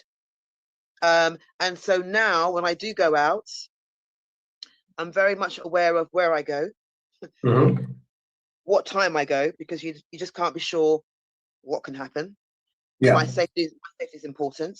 So I make sure that in fact, when you thought you was bad and you don't have youths, this is what happens when you don't have youths, man. You just got bare time in your hands, end up in a hostel, being a Mackenzie friend for some brother in Puerto Rico, and now you feel like people are following you and there's gas that you can't breathe through, and it's just getting mad. It's just getting from bad to worse. So just got a man. Someone asked, why is he so stiff? I don't know. I don't know, man. But the vibe of the video the vibe of this is changing. Like I'm finding that the scales are tipping to me not believing some of this now. Unfortunately, I gotta be transparent. I'm struggling to embrace this one as a fact still. I'm not gonna lie. There's some gray, super gray areas for me. 50 shades of gray areas in this story. Yeah. Something all right, but something not. I don't know. 50 shades of shady. Shady, 50 shadies. 50 shades of shadiness. I'm not sure. You know what I mean? There's bits in the story where that's where I'm at with it. That's why I said I wish he did a timeline thing instead of just jumping from here, there, and everywhere, you know? Yeah. And I'm not gonna lie, his star witness, if I'm being real hand on heart, I love my people, I don't want this to come across as I love my people, man. But hand on heart, I ain't feeling this style with this, man. Like, that I'm not feeling the vibration from it. Something feels like there's a joint. There might be a joint delusion going on there right now. I don't know though, but it's just like I wanted it to be a bit less zany, like a little bit less. You know what I mean? A little less tinfoil hat, you mean? I'm not saying she's even got a tinfoil hat, but like something's not right. There's things I'm not feeling about this.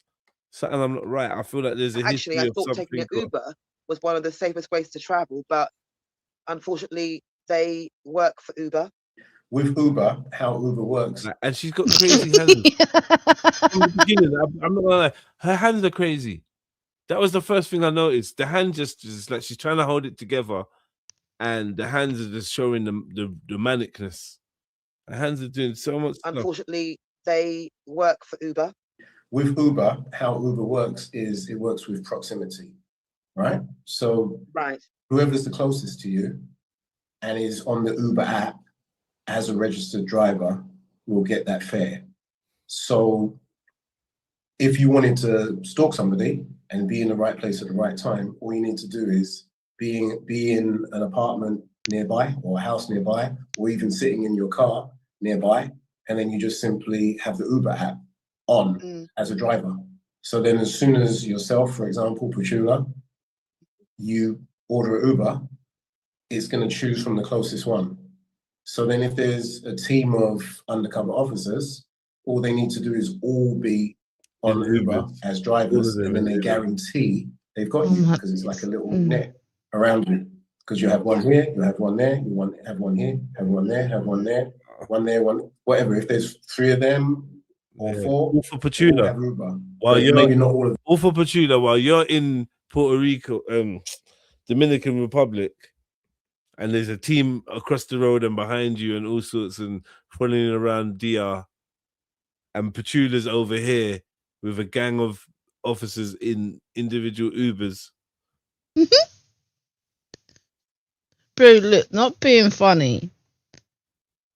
I'm sure the police or the secret or whoever they're claiming running them around all these countries, yeah, I don't think they need an Uber app to find you. No, it's not to find you. It's to trick you into getting into their car for some other, for what reason I don't know. But yeah, it's not to find you. They know where you are. That's why they're chilling near you in an apartment near wherever you've gone to, and they're knowing that you've called an Uber. So if your brother, but I don't think they would need an app. If I called an Uber for you while you was at my yard, they'd be fucked, right? Unless they know you, they know your address. So I don't know. I don't know how the Uber app works. Does it show you the customer? That there's no pictures or anything. It just says the name, doesn't it? I don't know. Maybe they just got your address, the address you're in now. So if anyone orders a Uber from that address, then they'll fly to it knowing it's you. I don't know how it works. Obviously, they're listening to you on the phone as well, so they know. I don't know. You get me? And you're definitely not just gonna all of a sudden step out with a guest that they never expected. Yeah, but you can pin a location on Uber, isn't it, to where you want the pickup point to be? Yeah, you can. So how do they know it's her? Well, if she decided, she decided to do it like, I don't know, 10 houses down the road or something, how would they know it's her? Couple spies have ended up doing like long journeys to like Brighton and shit. Because they've ended up picking up the wrong person. Someone actually had to drive to Stoke Newington. Mad. Now you're on an airplane run. Okay. Just follow her phone, says Goofy. Them are drivers. So then they guarantee that they capture you immediately. Because the closest proximity. And then if it's one of the ones that isn't a driver, then they just cancel it, and then it moves on to the next closest one, and that will be one of their colleagues. So then they can immediately come and pick you up. That's how the system would work. It's very, very, very easy to join Uber. You can basically sit there with the app on, and as soon as you order an Uber, then the Uber turns up to your house, and it's one of them. Straightforward. Yeah. So basically, and that's happened quite a few times actually when I've booked an Uber, and then they've cancelled, and then they go, "We've got a new driver for you," and I'm thinking, this is probably the one that's going to take me to wherever I need to go to. Yeah. So basically, my kind of role is to kind of gather as much information that's going to support the court case. So I'm looking at the legal ramifications, what we need to do to plan and prep for the court case. So that's what I'm in the middle of doing at the moment, and gathering important information. So once we go, we can get ahead. Can't lie, I don't really trust women in woolly hats. It's just a thing. It's just a thing. I've always I don't know if I've had a bad experience or whatever of a woman in a woolly hat just lying and chatting shit, but I don't trust women in woolly hats. Get me? Call me judgmental. Call me attist. And this Mackenzie friend stuff is dodgy from the. How many people you know that have said, "Oh, I've got this really weird case going on, but it's all right. I've got me Mackenzie friend." That you always know when they say they've got a Mackenzie friend, like you still got you. That's another side eye. Mackenzie friends is side eye. Yeah, it's a side eye, bro. Like, why the hell have you got a Mackenzie friend? Why haven't you got a lawyer? Yourself, and I've defended myself a couple of times in court. Defending yourself is different though. Having a Mackenzie friend is like another level, bro. No, you know what a Mackenzie friend is though, right? Yeah. So yeah, like that just tells me this is some complicated case, and like, get me, what's going on? And the lawyers don't want to touch it with a barge pole. Why doesn't the lawyers want to touch it with a barge pole? Lawyers, or something. Or you ain't really got the P's for solicitor. You don't trust the CPS. Well, he had a solicitor, remember?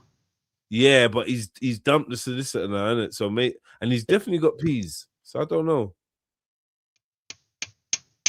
That's what I'm saying. If he had as much money as he makes out, why haven't you got yourself a lawyer that will do what you want them to do?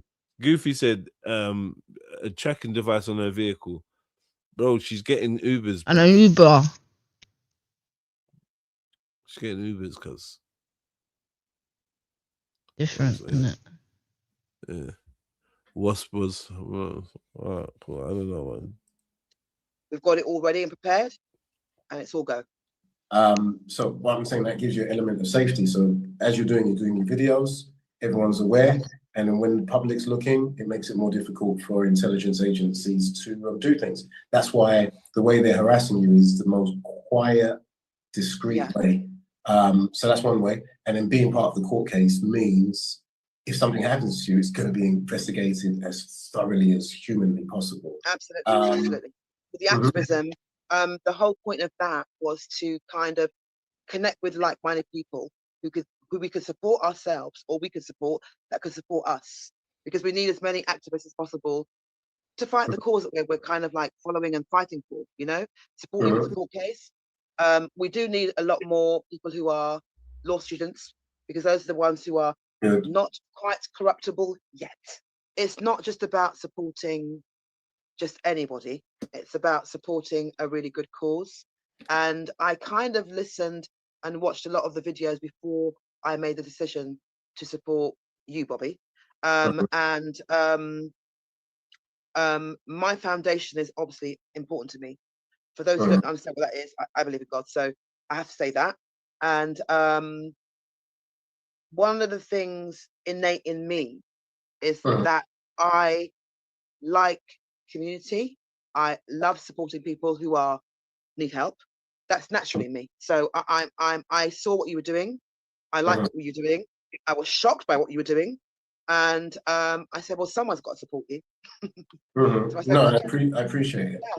But a lot of religious people, they hide behind religion. What do you have to say for those people? Because you're actively out here doing it. You've got people that will say, hey, what can we do? This is in God's hands. Let God figure it out. While in the meantime, what's going to happen if they do that? I've often been disappointed by the response of those who claim to support others and who have a love for human beings. So I've seen a lot of responses that I've been confused by. Like, you know, if you say, and if you've been told to expose things that are not good in this world, why aren't you?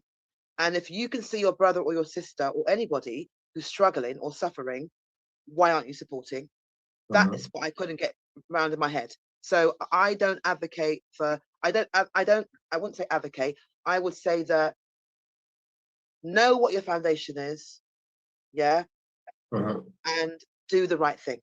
We have the digital ID that's coming, and that's already here, actually, yeah. You've got the facial recognition. All right, guys. So I guess we've descended into this general. Do you know what I mean? She's the Mackenzie friend, but I don't know if she want to grind him or what's going on. She's wearing a beanie in the house. Don't trust women wearing a woolly hat in the house. And a woman that refers to in my room, then that's giving hostile vibes or some kind of institution. What do you mean your room? Not even your bedroom or your front room. In my room, it just reminds me of you're either 18 or you're in some kind of institution, asylum. Something's going on. That's just my deduction. Well, bigger up for what she said. She likes to help people. You get me? That's usually a woman code for she wants to grind. I'm sure we're all aware of that by now. Helping women want to grind. Yeah. Yeah.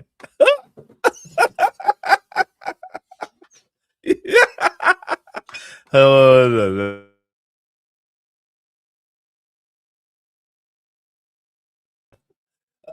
Man, I give myself jokes sometimes. You know? All right, cool. Reacting.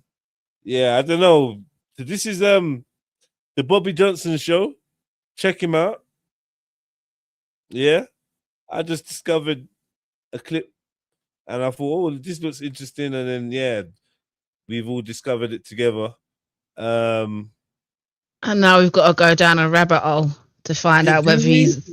Crash new evidence points to UK because I like he's trying to cover other stories, and I feel like yo, Bobby, I think you need to stay focused because you're covering Diana and other people's stuff. Do you know what I mean? And I just think maybe we should focus on like your situation because you're like in Puerto Rico.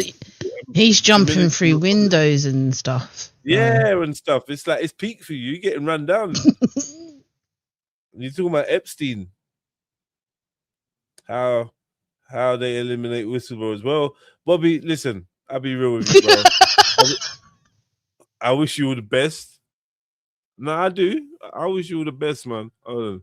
Let me say this with chest. Hold on 1 second. Where's one? I think the batteries in my mouse are running out. Yeah. I wish you all the best, Bobby. You know, Lord knows what you've been through. Sounds nuts. Sounds crazy still. I can't lie to you. But I think your storytelling, your narration needs to get a bit more precise. I think the timeline needs to be like fleshed out and done in some kind of chronological order so we fully grasp what's going on. And after that, I don't know. Yeah, you might as well just start up a YouTube channel and just talk. I don't know. Yeah, I hear you now. I don't know. What do you lot think in the chats? Like, what are you lot actually saying? Are they with it or not? I don't think a lot of people are believing it still.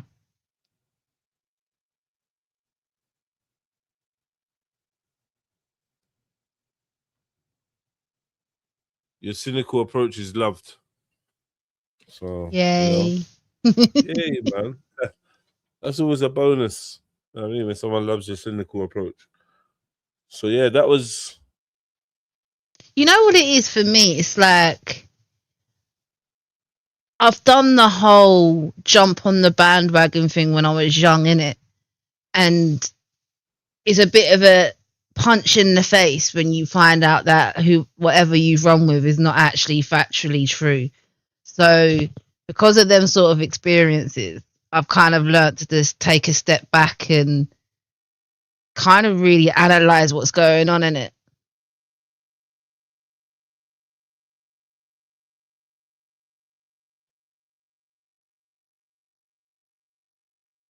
I'm with you, man. I'm with you.